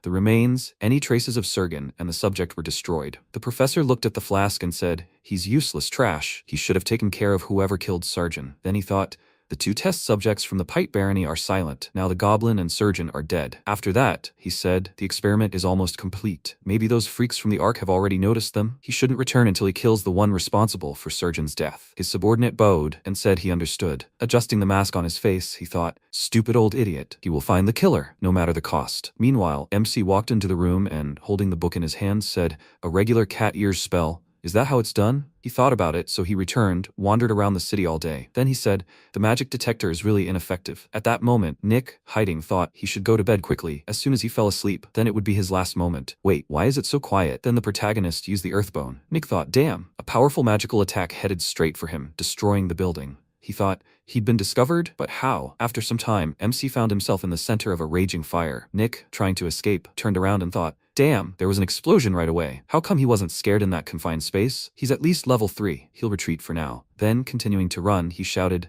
the mage has gone crazy. He's going to destroy the city. Those present were surprised. What? The city? He shouted for them to run and notify the guards. The protagonist watched what was happening with a milky expression and thought, the killer to whom his magic detection had reacted. But he was impatient and made a mistake, completely concealing his presence, making his existence even more noticeable, like a black hole on a white page. He then locked eyes with him and unleashed a magical attack, sending Nick flying back, thinking, damn it, how did he sense him? He turned around and shouted, what the hell did the Ark send? He thought, he's never heard of such a monster. Doesn't he even care that there are civilians around? He keeps casting a spell. He's just nuts. At that moment, MC concentrated a huge magical symbol over his hand and fired a magical arrow, aiming it straight at Nick. But he closed his eyes and leaped forward, launching himself into the building, destroying the door. The protagonist wondered if he'd entered the building to dodge his attack. After that, he landed and, going inside, thought, out of all the houses, he chose the one with the homeless gang. At that moment, a man approached him and asked, why barge in like that and cause panic out of nowhere? MC apologized and asked where the man had gone. He responded by remarking that he was impatient, young man. If he wanted information, he'd have to pay for it. The protagonist turned around and thought there was no other way out. He had to be still inside. The next second, he saw drops of blood in front of him. He turned and saw Nick attack the man from behind. He thought he killed an innocent man, and in the back, no less. How vile. After that, he used a shockwave, spreading energy around and throwing Nick aside. He skidded to a stop, stabbing his sword into the floor, and thought, mages usually can't attack and defend at the same time. That's if he lured him in, forcing him to use a magical barrier. He detonated a smoke bomb and escaped. The next second, he kicked off the ground and charged, drawing his sword in front of him. He thought, okay, he should use a magical barrier. The next second, MC said, Earthbone. He thought, this isn't a barrier. Is he focusing mana on the end of his staff? At that moment, the protagonist swung his staff, and he thought, he's not losing in close combat either. Could this man really be a battle mage? The next second, a burst of energy was aimed straight at him. Nick coughed, flying to the side, and MC used Earthbone again. He flew straight at the magical symbol and then bit off the fuse and thought, damn it. After this, the building was filled with a huge amount of smoke. The protagonist, waving his hand, used a whirlwind, dispersing the smoke. Looking around, he asked, did he escape? And then he turned back and heard a voice. He must not move. The knight pointed his sword at him and said that he was under arrest for arson and for threatening the locals and the city. After some time, Mayor Henry Dacre said, okay, they'll summarize the report just given. He's claiming Asher is behind the chaos that unfolded in the city. His subordinate replied, that's not true, Mr. Mayor. The mage Asher is apparently the victim in this situation. Someone tried to kill him when he returned, leading to a clash and unrest. This also seems to be connected to a recent incident in which an attempt was made to kill an adventurer associated with their guild. Therefore, he asked to lead the investigation. Oscar was the head of the Adventurers Guild. Henry said that if so, he could imagine what impression Asher would leave of their city. Was the inn badly damaged? Oscar replied, only the top floor, where Asher was staying, and a wanted criminal from the slums was killed. The person responsible is wanted. They also received testimony from the adventurer who had protected Asher. He claimed to have encountered mutant goblins and an armed assailant in a cave while on a honey-gathering mission. But when they visited the scene, there was nothing there at all. No corpses, no monsters, not even traces of other creatures. The mayor put his hand to his head and said, this means, including the latest assassination attempt, there's an organized group targeting adventurers. He means similar incidents could happen? Oscar confirmed this. That's why he tried to assign Asher a bodyguard. Henry looked at him and asked, is there a problem with that? He replied, rumors have already spread throughout the city that he was the one who orchestrated the explosion and sowed panic. That's why both adventurers and soldiers are refusing to guard him. The mayor noted that the situation was complicated. It was true. Okay, he'll talk to his knights. The next day, City Hall. MC, holding the staff in his hand, sat down on the table and thought that the enchantment had been successful. Since the equipment was ready, he should begin pursuit immediately. The next second, he heard a voice saying that he was entering. Jason entered the room and asked, he's Mr. Asher, right? He's Jason, the deputy captain of the Martez Knights. As long as there's a risk of them being attacked again, he will guard him. Questions? He looked at the protagonist and wondered, is this why the whole city is in such a tizzy? Then the protagonist looked at him and asked, a bodyguard? He thought he'd been cleared of the charges. He thought about it, but he looks so young. And still, he's level 3? Then he said, one question. Can he go? Jason replied, only if he's with him. The protagonist asked, a deputy captain, right? It's a shame, but it can't be helped. They have to go. He suddenly found himself ahead, and his newly appointed bodyguard was surprised. What? What did he just say? He has to stop. Where is he going? Half a day later, Jason shouted indignantly, seriously, where are they going? MC turned around and said no, he doesn't understand. He himself said that he is free to go wherever he wants with him. He shouted, but they haven't sat down once since they left the city hall. How far are they still? He doesn't understand. The protagonist replied that they are here. This is the place he wanted to visit. At that moment, they stopped after the building. Jason, looking ahead, thought, did they walk all this way to get here? Then he asked, why are they even here? Then MC pointed his staff at the building, creating a powerful explosion. Jason thought, this guy is seriously crazy. He just blew up the house with magic? Then the protagonist said that he came to find one person, the killer who tried to finish him off yesterday. The bodyguard asked, is the killer here? MC confirmed this and, looking around, thought about how he'd managed to touch him and cast a spell during the fight with him last night. He'd recently acquired a spell that linked the target's mana to his, called Trace. Since the mark hadn't gone anywhere, it meant the attacker hadn't noticed. Jason thought his power was impressive. He leaned over and asked, is this an underground passage? They were looking at the stairs leading under the building. The protagonist directed his magical ability forward and thought that's where the trace led. After that, he said, judging by the direction and scale, it connected to the outside of the city. Did he know about this tunnel? He replied that he hadn't even guessed at such a thing, although he knew all the passages in the city. But this was the first he'd heard of this. He thought, wait, an unknown tunnel that wasn't marked on the map and leads outside of Martez? So they have some serious security problems. Then he held his sword in front of him and shouted that they need to close this place down immediately. The MC waved his hand and said he would wait. The most important thing now was to find whoever blew up the hotel. He said they should call for reinforcements then. The protagonist replied that that wasn't true. The target would escape. They needed to follow immediately. After that, he abruptly jumped down. Jason thought, damn, just because he's vice captain, he thinks he can ignore him? He doesn't even consider him human. All these mages really like to put on airs, idiots. He jumped down with these thoughts, and thought that they were incredibly annoying. Meanwhile, Nick walked forward, holding his injured arm. He clenched his teeth and said, damn, he'd wasted too much time. He thought after he escaped from the mage, he had to heal his wounds and clean up his tracks, so he's been hanging around here for too long now. If this continues, the professor will try to kill him. Then he asked, maybe he should run away? He shook his head and thought it was pointless. The professor had a way to get him. He could only hope he'd be merciful. At that moment, the professor told him to see who was there. He was the most famous face in Martez, meaning when he came to check if he was dead, he created a riot. He created such a spectacle that the mayor and the Adventurers Guild now knew about them. What kind of assassin would spread information about their target throughout the entire district? He had to explain what had happened clearly and succinctly. His subordinate, looking down, said that upon receiving the order, he immediately went to Martez and checked the transportation department. Then he found out where the man lived and set an ambush, but he somehow sensed him and cast a powerful spell. He hid among the crowd and tried to escape, but the mage pursued him the whole way. He barely managed to lose him and used a smoke bomb. The professor pointed at him and said angrily, a bomb? He expects me to believe he escaped solely because of the smoke? He replied that he thought it was because his escape coincided with the arrival of the knights. Maybe that's why he retreated. The professor thought, this idiot thinks he'll believe that some crazy mage who cast a spell in the city surrendered simply because of smoke and the appearance of a few soldiers. Stop! He pointed a finger at him and shouted at him to take off his armor right now and burn it. Nick was surprised. What? What does he mean? The professor clicked to burn it faster. Idiot. After that, he actually took off his armor and set it on fire with a spell. He wondered why there were still traces of mana on this armor. Had he cast a tracking spell on it? Then the professor screamed in fear. They've been tracked. He'll take a sample. He has to destroy everything and seal the entrance. Nick screamed, yes. Then he ran forward at a rapid pace, but at that moment, a powerful explosion occurred in front of him. The protagonist said, so that's why the connection with the trail disappeared. He detected the mark, but unfortunately, it was too late. MC looked ahead and thought, he'll see. The build, the stance, it seems like it's the same guy who attacked him. If so, then the professor must be behind him. Then the professor gritted his teeth and asked, so he's the crazy mage? The Ark summoned a very strange guy this time. The protagonist thought, Ark? This isn't the first time he's heard that name. First, he'll pump him up to the max, then he'll ask a question. After that, he used the earth spear. Nick stood in front of the professor and swung his weapon. The professor shouted indignantly, idiot! Where is he going? What are they going to do now? He apologized in response. The professor said there was no choice. They'd have to continue with the plan. He turned in the opposite direction, and starting to run, shouted how he wanted to. He had to buy himself time. At that moment, the protagonist concentrated energy around himself and thought that he was going nowhere. He used a magic arrow, and Nick stood in front of him, waving his weapon, and shouted, "Not so fast." He apologizes, but he can't go there. The protagonist thought, a weak arrow can be blocked, but if he hits too hard, he will kill this man and not know anything. What to do? Then Jason entered the fray. The swordsman's weapons clashed. He shouted that he would hold him back. He must go. He will follow? At that moment, he looked in fascination at the protagonist, who was rapidly flying forward,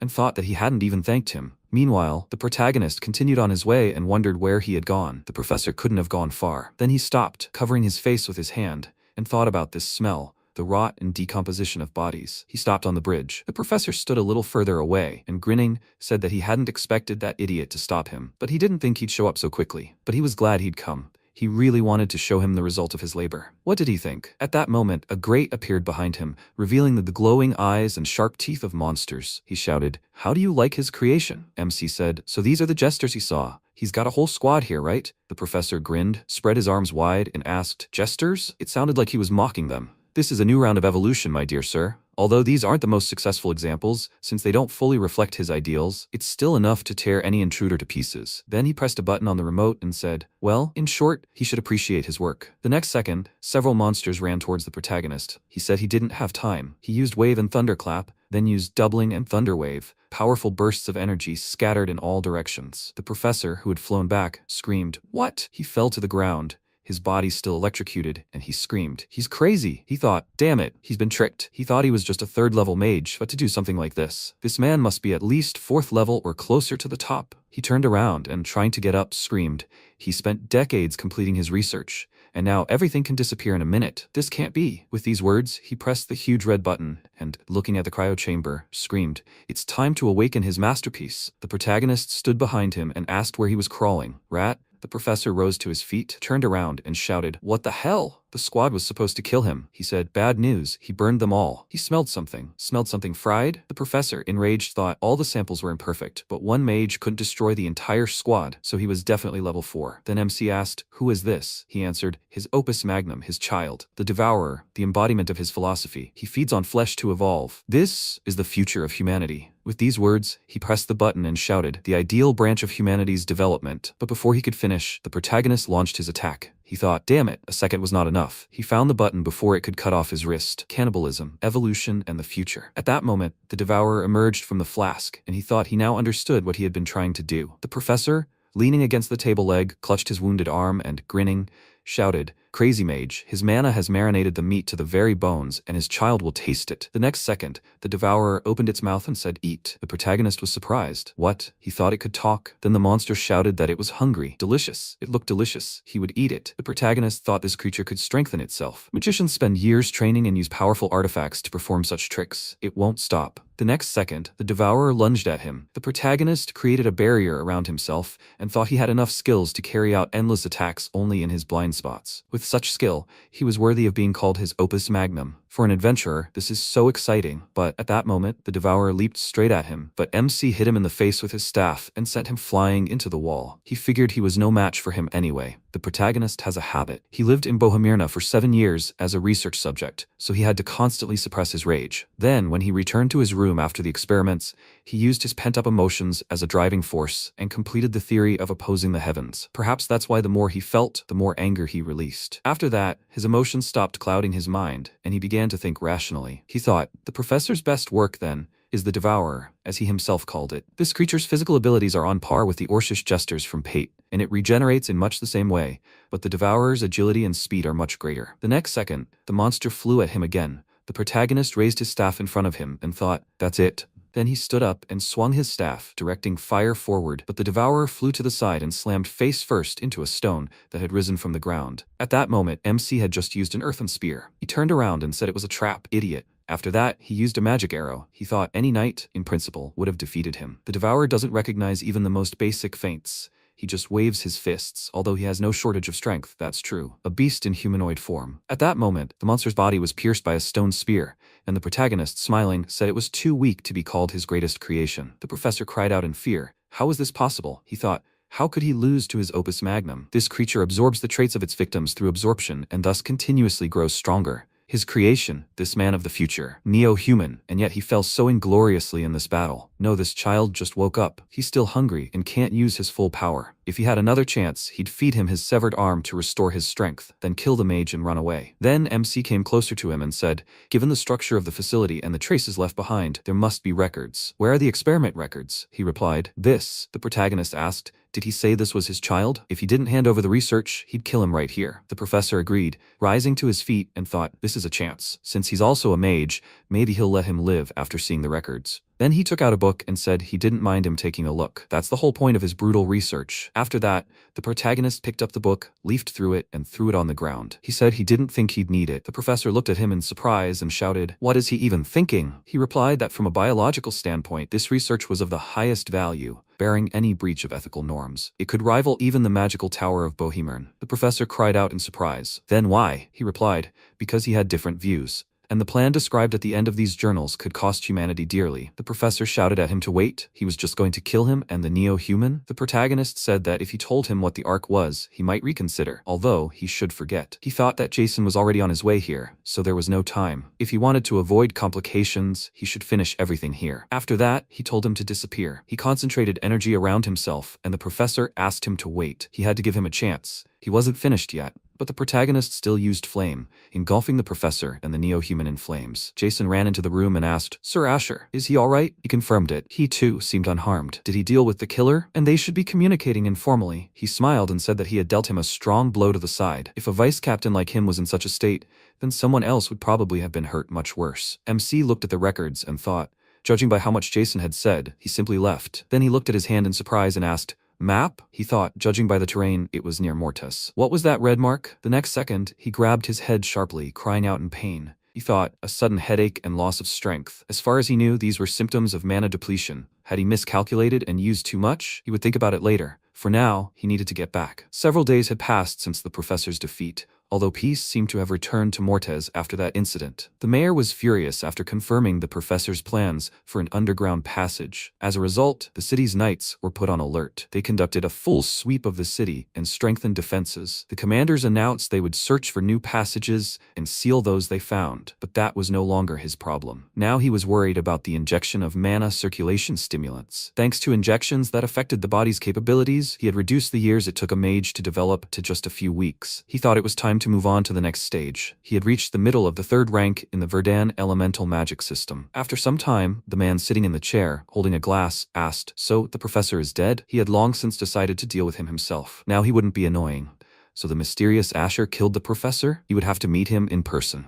Sometime later, MC was training at the Martes Knights training grounds. He frowned and thought, the location marked under the professor's direction. Getting to the point, it was an old, now abandoned research center. Located in the forest on the border of Martes and hidden under a massive tree, there was an entrance that could only be accessed by unlocking a mechanical device. Inside, besides rats and insects, no significant life forms were found. The only things they found were the fang-shaped emblem mentioned in the professor's diary and the skin of Mabat, known for his high physical endurance. There was no information about a group called the Ark, or those involved in cultivating neo-humans. People looked at Asher and asked, is he a crazy mage? Why is a mage practicing spear techniques? Did his teacher hit him over the head with a stick or something? MC thought, nevertheless, he got his hands on the valuable skin of Mabat and managed to prevent a catastrophe in Martes. This is a good result. The guy approached him and said, Ash, the mayor is looking for him. After a while, the mayor sat in the room and said, Ashe, he owed him a huge debt. Asher replied, it's nothing. The mayor grabbed his head and said that, thanks to the extremist plan he had uncovered, they were able to catch the remnants of the group hiding in the city. But they didn't get any significant information because they were all just madmen paid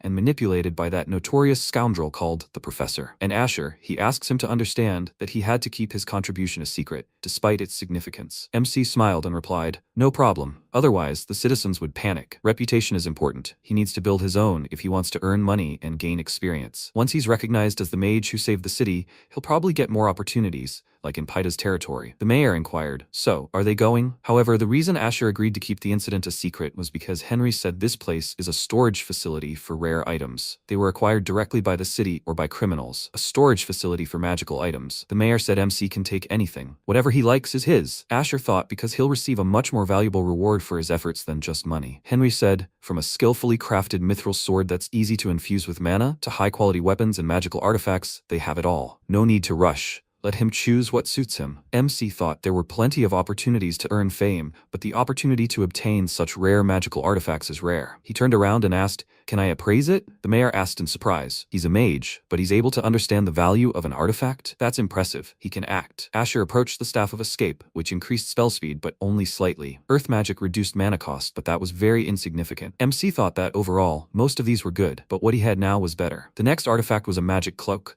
Its resistance to physical attacks was insignificant, as was its resistance to fire. A ring of restoration, minor wound regeneration, and very minor health regeneration. Asher thought, all useful, but nothing of personal value. Maybe he should just sell the mithril sword and buy something else? At that moment, another artifact caught his attention. MC asked what kind of ring it was. He thought about it. It didn't respond to evaluation, so it was probably not a magic item. Henry asked him to take his time. He had plenty of time. MC replied, yes, then he wouldn't rush. After a while, it was already dark outside, and the mayor warily apologized and suggested that MC decide. He turned around and apologized to him. Henry thought for a moment, thinking he'd just pick something out quickly, but he was examining everything very carefully. Asher showed him a necklace of protection, an automatic mana barrier, and said he'd take it. The mayor looked at it carefully and asked, a necklace of protection? But wouldn't that require more mana than manually creating a barrier? MC replied, no problem at all. Henry thought in surprise, but letting him go with just that was a bit cruel of him. Then he'll also give him that ring he'd been looking at recently. He held out the ring and asked Asher to take it too. MC asked in surprise, may I? He said it was just one item. Is he allowed to take both? Henry happily replied, he's the hero of Martes. One more trinket, it's nothing. So he'll be leaving town soon? MC smiled and replied, not quite. He plans to stay for a while. He needs something very important. The mayor replied, he understands. If there's anything he can do to help him, just let him say so. Asher thanked him. After some time, a guy was working in a mine in the Viron territory. He stopped and asked what it was. He screamed in fear when he saw a skull. A man approached him and asked why he was panicking. Had he never dug up bones before? The guy answered fearfully, no, it's not that. There's just something weird here. A normal hit with a pickaxe should have broken it. It's like something's wrong with it. Why is it whole? The man kicked the skull and asked, there, does it feel better? He told the guy to take his pickaxe and get back to work.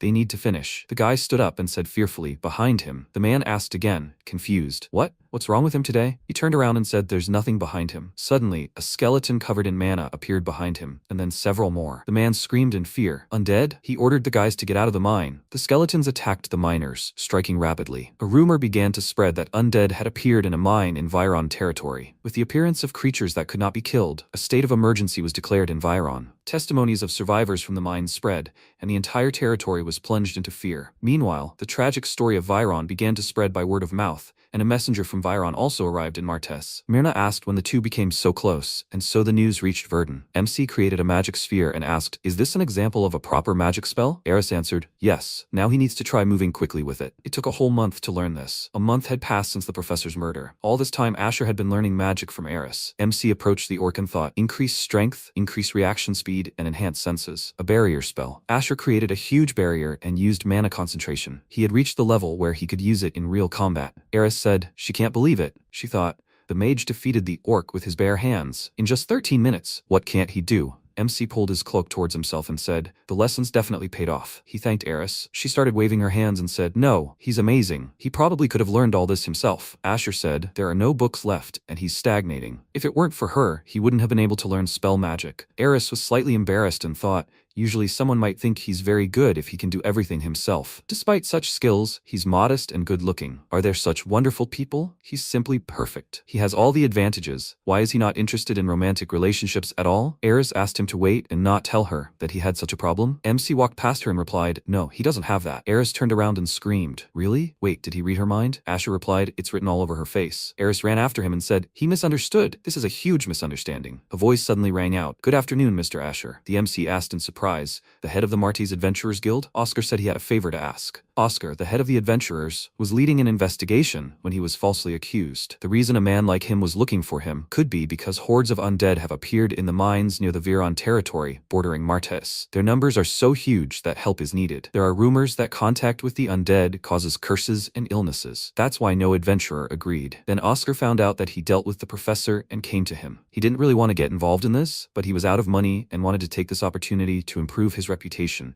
so he agreed. People were talking among themselves. This guy, is he a mage? They say he's been training in close combat with a staff or a spear lately. He's not only good looking, but also in good shape, an atypical mage. MC turned around and said, he'd heard some strange rumors. Did she know about them? Eris laughed and replied, no, of course not. She thought, in fact, she already knew. Asher said in any case, he didn't expect her group to go too. She's not afraid of the undead, Eris? Eris replied, no, of course not. Silly rumors about curses don't affect academy graduates like her. Besides, they'll be supporting in the back line, not the front lines. This is a great opportunity to gain achievements without actual combat. Myrna thought sheepishly. No need to say it like she's proud of it. In other words, it means they're not part of the battle group. Asher looked away and said, he hopes this really is a good opportunity, just like she said. One day had passed since the expedition departed. The carriage was moving along the street road, and adventurers were sitting inside. The guy looked away and said, he's been using flight non-stop since yesterday. Is his mana okay? He seems to be keeping his distance from them. The girl looked at Eris and asked, Iris, right? What's their relationship like? She thought they were quite close. Eris became embarrassed and asked, can you say they're like senior and junior comrades? Their group had gotten into trouble during the last mission. Then Asher suddenly appeared and saved them. After that, they became close. MC was hovering in the air in front of the carriage when suddenly he felt dark mana. The girl asked, so they both graduated from the same academy? Eris replied, not quite. Asher is more like a mentor, but the age difference between them is not that big. The girl replied that she didn't quite understand. Suddenly, MC climbed into the carriage and said, a horde of undead was spotted up ahead. It looks like they are pursuing the inhabitants of the Veron territory. He will go ahead and help them. MC rushed forward and thought, they are still quite far from the collision zone, but there are a lot of them. This is the perfect chance. He dedicated an entire month to spell magic, and it's time to see the results. Among the treasures that Asher stole from the magic tower is a grimoire. Only mages of the 3rd level and above can use it, but simply opening this book enhances the magic power of the caster. This is a rare item that all mages desire. Only the master of the magic tower can create it. This requires expensive materials, so only a limited number of grimoires have been made. Most of them are already in use, making them ineffective. The one he brought back, however, is an unregistered grimoire of elemental magic. He engraved a complex, permanently linked magic circle called Link into it. And now this is his first real test after completing the link with this grimoire. Asher said, geographical manipulation. He extended his hand forward and thought, this is the perfect chance to test this one's power. MC created a huge stream of mana and directed it towards the monsters. Loud screams rang out, and the men scattered in fear. The man asked, what now? The undead bodies fell apart, and MC clenched his hand and created a huge hand that emerged from the ground. Asher used Air Road, Flame, and Dual Spell. He created a huge stream of mana and released it, causing an explosion. The undead bodies began to burn with bright flames. The adventurer looked at this and said, he's been using flight since yesterday, and he still has enough energy to use such spells? MC descended and thought, the spell he wrote down in the grimoire was an earth element spell. Perhaps it was the result of a combination of the enormous mana of his transformed body using sky superiority and the grimoire's enhanced geographical manipulation. It wasn't all in vain. Eris thought, he's already above level 4, right? These aren't the skills of a 3rd level mage. She turned around thoughtfully and saw a huge skeleton behind her, roaring loudly. A huge man appeared in front of her and cut the skeleton in half. The adventurers turned around and asked, what the hell? The giant screamed, where's all his loot? The guy's eyes widened in surprise and thought, a huge warrior in platinum armor and with an axe. It can't be. The giant asked, why is everyone so silent? He asked them where his prey was. The guy thought, the butcher Galliarch. Eris thought fearfully, why was this man here? She said in a shaking voice, if he meant the undead, they had all already fallen under the blows. Galliarch asked, what? There were dozens of them. He thought, when they were far from here, they received a report of a horde of undead. There should be quite a lot of them, but she says that they were all destroyed? Galliarch looked at MC and thought, did he do this? He approached Asher and asked, gray-haired, is this his job? MC frowned with displeasure and said, yes, so what? Galliarch spoke up, it's very impolite to answer like that. He came here because he was hired to hunt these undead. They were his prey, and he just stole his job. He interfered with him, so he better pay. Asher jumped back and asked, and pay full price? He wondered how much it was. Galliarch thought, he suddenly increased the distance. He probably chose a fighting position as befits a mage.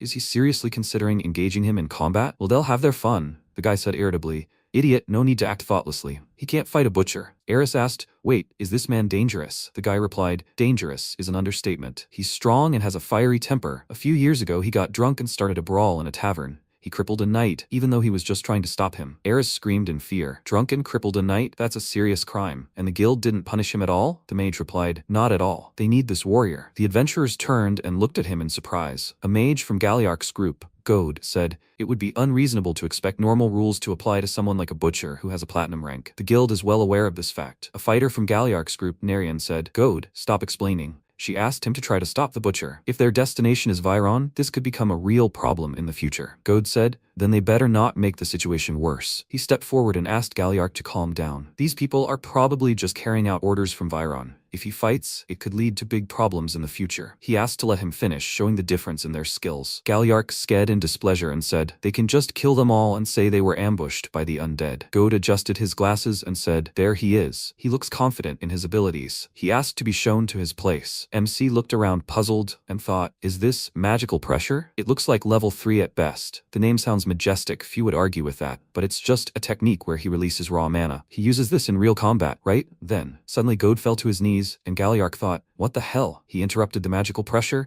and knocked Goad out. Goad's a pretty good mage, so that means this guy is stronger than they thought. Galliark called out to MC and asked, Mage, what's his name? MC tilted his head slightly and replied, Asher. The butcher smiled and said, see you in Viron. The clash with Galliark's group ended faster than expected. Team Martes, who was assigned to guard the surviving members of the royal family, was delayed on the way to Viron. By coming into conflict with Galliark, he earned the disfavor of part of the group. And the next day, Lord Viron, Farnab van Viron, shouted, thank you for answering their call. Now they'll head to the Viron mines. Viron's troops stood next to their horses, and members of the Order of Lewis gathered nearby. Farnad said, the goal is to destroy the suddenly appeared army of undead. Let there be no casualties. At this time, the Galliark adventurer group was walking through the forest, and the order to advance was heard in the Martes group.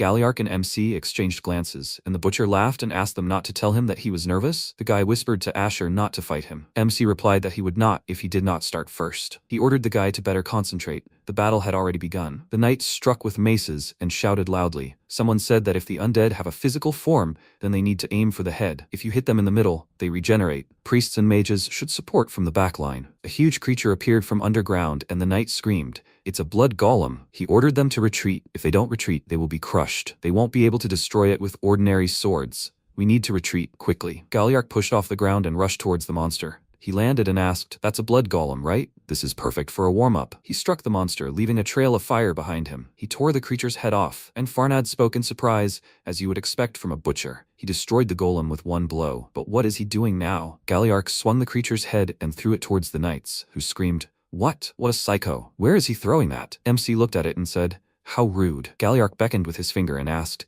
if he's not going to show his true power, then what is he even doing, Asher? Everything he showed yesterday was just a trick. Suddenly, the ground began to shake, which surprised the butcher. Asher used terrain manipulation, and then a fireball. A bright flame engulfed the entire area, and Eris asked in fear, Ash, what is he doing? Myrna said, he instantly cast serious spells one after another. Galliark laughed loudly and then screamed, he looks like a fool, but he has a backbone. He likes it. He challenged MC to see who is stronger. Asher asked discontentedly, you missed him? Be sorry. He shouted, the one who destroys the most enemies wins. Starting with Galliark's provocation, they seemed to be participating in a competition, scattering undead left and right. As a result, the main strike force reached the Viron mines with fewer casualties than expected. Since space in the mines was limited, they couldn't send the entire army there, so they selected only a few people. Galliark approached MC and said, he fought well, although, of course, worse than him. Asher told him discontentedly, they are not friends, by the way. Galliark said, they fought side by side on the same battlefield. He ordered him not to be harmful. Goad frowned and asked what Galliark saw in that guy. He had never heard such words from him. He thought, Asher, then he managed to use mana pressure. But that guy, in the blink of an eye, completely subjugated him with his mana. It seems he is level 3, like him, but he is hiding something. He is a cunning idiot. After a while, the group was walking through the mine. Someone said the Viron garrison will be waiting at the entrance. Then good luck to them. MC looked at Narian and thought, in the vanguard is a ranger from Galliark's group. He thinks her name is Narian. She is worthy of the gold rank. She goes first and is the first to see the danger, and then she instantly destroys the undead with surprise attacks. But not only her, all the party members perform their duties effectively. This is the true strength of the party. But for some reason, Asher feels uncomfortable. A loud cry was heard. Stop! The knight thinks this is the end of the mine. MC looked around and thought he would like to scan the entire mine with a mana detector just in case. But if a lich is nearby, they will most likely be detected. The priest asks not to tremble with fear, but to believe in the blessings of the god of light, Lewis. MC thought, if they attack the enemy first, they can protect everyone. Eris asked, Asher, is something wrong? MC turned and looked at her in surprise. Galliark smirked and said, he was clearly tense. Did he also hear the smell of death? He can't pinpoint it, but there are powerful undead nearby. Who would have thought that something other than him could pique his interest? Eris asked, powerful undead? Asher frowned in displeasure and said, as annoying as it was, the butcher's intuition seemed to be correct. He asked Eris to stay close to him when the battle began. Eris asked puzzledly, even he said that? What's in there, anyway? MC replied, he didn't know yet. A cry was heard from the mine. There's light coming from the end of the mine. No need to rush jumping there. Asher turned to Rox and said it was getting noisy. What's going on? Rox turned and said, Ash, they were checking for other tunnels and found light coming from the end of this passage. Asher frowned and asked, what? He thought, There shouldn't be any other exits from the mine besides the one they came from. And where did the light come from in the dungeon? The knight asked fearfully. What is this place? Galliark walked forward with the group, waving his hand. He looked ahead and said, This looks like a tomb. Someone asked, Wait, isn't that the crest of the kingdom of Estria? Verdun is currently hiding his identity. After all, he escaped from the magical tower of Bogemyrn. This land, the Duchy of Reviante, declared independence from the kingdom of Estria. It's very strange that the crest of Estria appeared here in Viron, which belongs to Reviante. Gode frowned and asked, Why are there traces of Estria here in such a place? Or maybe everything around isn't what it seems. Gode was very angry and thought, this is information he didn't discover during his preliminary reconnaissance. The reason he's trusted in this group is because of his skills as a spy. Even Galliark admits it. He can't afford to make a fool of himself again. Galliark flexed his hands and asked, If they just destroy this, will the threat disappear? Gode rushed forward and shouted, He'll do it. Galliark turned around and asked again. Gode adjusted his glasses and said, There's no need to bother with such a simple undead creature. He'll deal with it himself. The priests were ordered to use purification. MC frowned and thought, if this is an undead knight, are they dealing with a death knight? If it hasn't awakened yet, they can weaken it with purification and destroy it without taking too much damage. The skeleton began to stir and used a stone strike. The creature's eyes flashed and Asher frowned in irritation. The skeleton lunged toward Gode, which greatly surprised him. Galliark grabbed the creature by the arm and it jumped back. Galliark asked, What the hell? It suddenly moved. Judging by the way it moved, it was obvious it wasn't an ordinary undead. Could it be that it was a death knight? The priest screamed, No, it's a lament knight. MC asked, A lament knight? The priest replied, Although he's weaker than a death knight as a single creature, a monster also has his strengths. For example, these knights can command the undead. Asher spoke up. Then their disaster plan is clear. They will destroy the Lament Knight. But before that, he will rearrange the landscape in this area to neutralize the enemy's advantage in numbers. He created an energy flow, and Eris looked around in fear and screamed, The ground is shaking. Asher, what is he doing? Galliark frowned and asked, Does he want to fight him himself? MC suggested he think clearly. When they get down there, each of them will have enough enemies to fight. He's sure he'll have plenty to do. All the adventurers began to fight, and MC spoke up. Meanwhile, he will take on the Lament Knight. The skeleton rushed towards Asher, who took off and activated multi-fire arrows. He thought that the undead glory in the sacred and fire elements. Then he should strengthen this. Dual spell, fire wave of arrows. The skeleton looked at the creature in confusion and thought, here's his chance. He used a fire spear and struck the monster in the chest. The creature swung its huge sword and threw it towards MC. Asher thought, even after being hit by the fire spear, is it completely fine? And will it immediately counterattack? If he blocks poorly, his mana shield can collapse, and the recoil will knock him off his feet. And then he will be defenseless. He created a wave, a winter gust and a dual spell, and then glacial breath. Asher frowned and said, if fire doesn't help, then he will crush the creature with just force. He created an earth spear, a triple throw and mana concentration. Earth spear. The Knight of Lamentation said, we need to return it. It created a huge flow of mana, which surprised MC. He wondered, did it reflect? No. What's more important is that the creature's appearance changed. He grabbed his head and thought, damn it, why did his mana run out now? If this continues, it will destroy him. Suddenly, the ground began to shake under his feet and cracks appeared. Galliark ran up to the monster and struck the monster, saying that he will not let anyone take the main dish. After a while, skulls lay on the ground, one of which Narian stepped on. Rock said, a full group against 3 liches. If Narian weren't here with her gold rank, there would be no chance. Goat approached him and said, he makes it sound like she's the only one doing something here. That's a little insulting, does he know? Rock sighed and replied, of course not. He helped too. Eris looked around and said, in any case, she was wondering if everything was okay. Myrna pointed her finger up and said, now is not the time to worry about the others.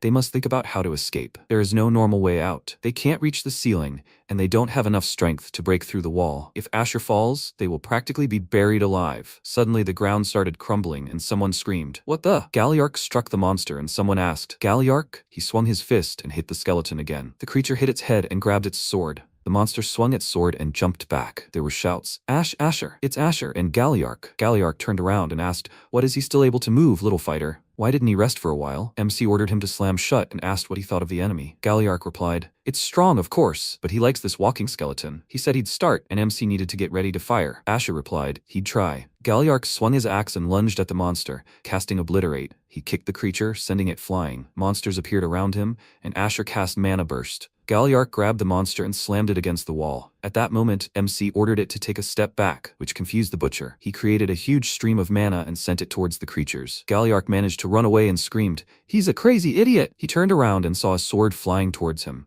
It hit him in the stomach and he fell to the ground. MC continued to fight the monster, frowning in confusion. The pendant on his neck glowed and the skeleton struck Asher. He remembered the conversation with the mayor. Henry asked, "A necklace of protection? It's certainly nothing, but it will consume more mana than directly using a magical barrier. Is he sure it suits him?" MC replied, "Absolutely." Asher wiped his face and thought. He had been worried about running out of mana before, but fortunately there were no consequences. Nevertheless, his mana reserves were almost depleted, and his left shoulder was dislocated from the last blow. However, the biggest problem was that just before he could defeat the creature, the monster's body was bound by black armor. After this appeared, it became much stronger. The priests grabbed the skeletal body with threads and shouted, "Boys, they're here!" Someone asked, "What kind of black armor is this? For the Weeping Knight to be like this, there is no record of such a thing in any of the church's archives." Galliark asked the clerics to hold on tight. The priests began to be drawn to the monster and asked, "What?" Galliark asked, "What?" He told them to hold on. Or do they all want to die in mass? He ordered them to pull themselves together and prepare to hold off the creature again. Gode frowned and thought, here's his chance. His attention is focused on the enemy. With his spell, he will defeat the Weeping Knight. This time, he will definitely succeed. Gode used an earth sphere and aimed it towards the monster, when suddenly a shard flew into his neck. Galliark and Asher turned around and looked at this in surprise. Galliark ordered the priests to heal him faster. The lamenting knight swung his huge hands, spreading bright mana. Galliark jumped down in front of MC and asked, "Asher, how long should he wait?" MC asked, puzzled. "What did he say?" The butcher asked, "He's going to use a powerful spell, right?" He asked how much longer he needs to restore his mana. MC replied, "A few seconds." Galliark clenched his fist and ordered them to get ready. Asher approached the skeleton and the butcher shouted, "He will shatter the armor where it was pierced earlier." He ordered his magic to be launched at him. Suddenly, the monster struck him again, piercing his ribcage. The butcher clenched his jaws and said, "The corpse must not move." He slammed the monster into the ground with all his might, causing a crack to appear. MC thought, it worked. The monster struck Galliark in the stomach and extended its clawed hand. MC said, "He is the creature's opponent." He thought,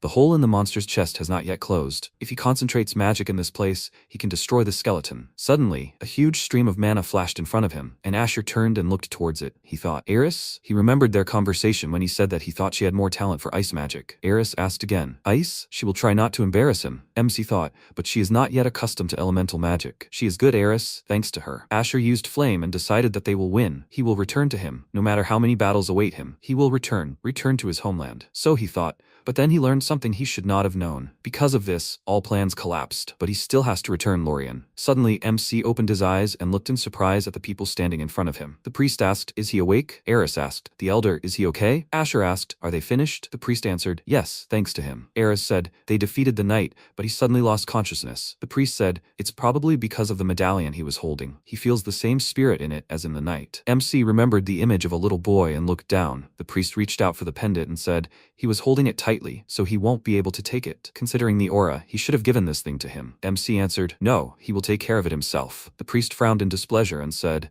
"But anything can happen." Asher answered, "Everything is fine. There shouldn't be any problems." Suddenly the butcher screamed, "And the loot is modest." The priest said, "It's true." Asher asked, "But what's more important is what happened to him." The priest asked again, "Is he worried about Gode?" Fortunately, emergency measures were taken in time, and he survived. MC stood up and said, "Okay then." He suggested returning since the cleanup was complete. The undead, commanding the undead, the defeated crying knight who appeared in the Viron mines. The Lord was horrified when he learned of this, and hastily gave the order to clean up. Fortunately, no one who entered the mines died. Looking into the deceased's memories, Asher felt some uneasiness. This incident clearly showed him one thing. What exactly? That he had become stronger. MC sat on the tower and said, "Perhaps real battles really do accelerate growth." While he is at level 3 with the magic book that severed the connection and increased mana, he can use area of effect spells corresponding to level 4. Although this is not enough to achieve this. But if he does not give up, Asher will definitely achieve his goal. After all, he will be able to increase his mana. So, it is done. The priests from the Lewis Order decided to stay and continue to watch over the mines, and the adventurers headed back to their districts. After a while, the butcher asked, "Ash, is he leaving?" MC didn't answer. Galliark smiled and said,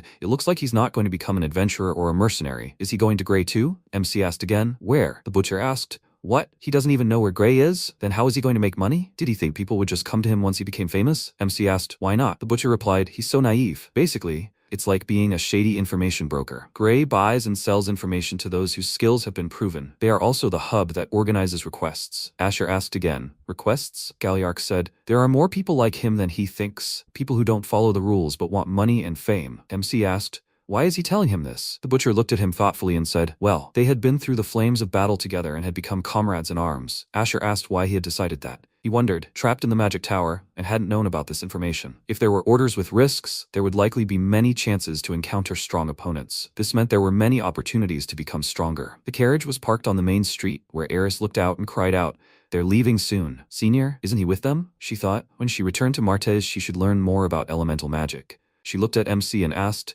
"What's he standing there for? He's not going to leave them, is he? Besides, his wounds were bad." Asher smiled and thanked her for the magic she had given him. With such training, he'll be good at controlling elemental magic. But he really had to go. Tears welled up in Eris's eyes, and she thought, it all happened so suddenly. She had survived and learned the theory and elemental magic she couldn't learn at the academy. She understood that they met suddenly and would part just as suddenly, but she didn't expect it to happen so soon. But she can't ask him to stay by her side. MC took her hand and said, "So, they'll see each other, Junior, and the next time they meet, she will strive to be the junior he can be proud of." Eris said, "Yes, see you." At this moment, Ravelin ordered a man to answer her. "Why is the Dark Hour targeting the Bohemian Magic Tower?" The Dark Hour is a group of people who have deviated from the path of orthodox magic. It attacked their third secret laboratory, but it still hasn't learned anything about who is behind the attack on the Bohemian Magic Tower and what. Perhaps because low-level mages aren't privy to such subtleties. Verdun, the guy said, "That's impressive, Ravelin. Just think, a simple second-tier spell has such destructive power." Waldeck's third apprentice, Lucard Maniacs, smiled and asked, "As expected, people with special abilities are different from everyone else, right?" Ravelin flew past him and asked, "She said she'd handle this herself, right?" Lucard folded his arms and asked how he could allow her to do this, the person who could become his master's fourth apprentice. Could he expose her to such danger and let her go alone? Ravelin turned and said, perhaps he should be more concerned with his thesis. It's been 7 years since the publication of the multi-continuity theory, right? Many are eagerly awaiting it, but can his talent resonate as much as it did 7 years ago? Lucard asked again. His talent? She doesn't believe those baseless rumors from the past, does she? Did the Tower Master himself acknowledge this thesis, or was she simply jealous? Ravelin turned around and asked, jealousy? No, she simply found it strange that a man with such an impeccable mind could do so. In 7 years, he had only managed to rise to the 4th rank. She left. Lucard frowned in irritation and thought, how dare she? This girl had always been unbearable. And now she was dredging up the past and even making claims against him? Verdun was dead, so no one could ever reveal that he had stolen this thesis. But nevertheless, Ravelin was growing bolder every day. Lucard frowned and said, dealing with someone of the 3rd rank is not difficult, but if he acted under the influence of emotion, he risked losing the Tower Master's favor. No, he would simply maintain his reputation and gradually rise to the 5th rank. When he reached that, the world would be his. Then it wouldn't be too late to get rid of her. After all, time was on his side. Before leaving Viron, Asher stopped in the village of Grey on Galliarch's recommendation and eventually arrived in Kohen. Known for its industry and manufacturing, this city attracts many who seek stable work and value public order. But due to living conditions, there is also a wide gap between rich and poor. The Kohen slums are known throughout the duchy as some of the most terrible, and it is in these slums that MC must search. He walked down the street and looked around, thinking that the difference with the main area was striking. Even the Martes slums weren't so bad, but at least the smell wasn't unbearable here. MC saw a building in front of him and thought, somewhere here he can buy information. Kohen, the tip of poverty. Asher entered the building and heard a voice. They are closed now. Please let him go. MC spoke. The butcher recommended it to him. The man asked, his name? MC replied, Asher. The man pointed his thumb to the side and said, he looks just as he was described. Since he came on the butcher's recommendation, he will skip the formalities. He needs to go through this passage. It will take him underground, but he asked to let him warn him not to cause any trouble, unless he wants them both to be very busy. MC went towards the passage and went down the stairs. He looked around and thought, a warehouse? The man in bandages slightly opened the curtain and said, please come this way, Asher. MC turned and thought, a tavern? He went inside and thought, so there was a hidden space behind the tent. 2 magicians, an archer, no, one he can't identify, and 2 swordsmen. It seems they are all here to find work or learn something useful for themselves. The man spoke. He should accompany him only so far. After that, please let him wait at the table in front. MC entered the room, and a voice was heard behind him. It is nice to meet you, Asher. He's Pale, an information broker in the southern regions. He asked Asher to please sit down. His achievements since arriving in Pite territory in such a short time are impressive. MC asked again, were they keeping an eye on him? Pale looked at the papers and replied, information is power. He knows that. So, what does he need? A job or information? MC answered both. Pale said thoughtfully, he can arrange a commission for him. Yes, but both commissions and information are divided by level. MC asked again, by level? Strange. The documents had disappeared and not by magic. Pale said, the value and dissemination of information always comes with responsibility. As a merchant, he risks his life. Therefore, naturally, they evaluate trust, dignity, and abilities. That is, there are no exceptions to the evaluation system. Asher thought for a moment. Information about the treasures from the magic tower is not yet available to him. But he needs money. Maybe he should take the commission, level up, and gain access to it. He asked if he could choose his own order. Pale handed over the contract and replied, Yes, they would give him several to choose from. But first, he needed to fill out a form. It was just a formality. MC signed the contract with Magic, and Pale said, "It seems Asher is more inclined to research than just swinging a sword. If so, there's one task that would suit him perfectly. It's not much different from his past journeys where he hunted dangerous creatures." MC asked, "Demi-human subjugation?" Pale replied, "There are such orders too, but not this time." MC opened the envelope, and Pale said, "This time, the target is a howling wolf.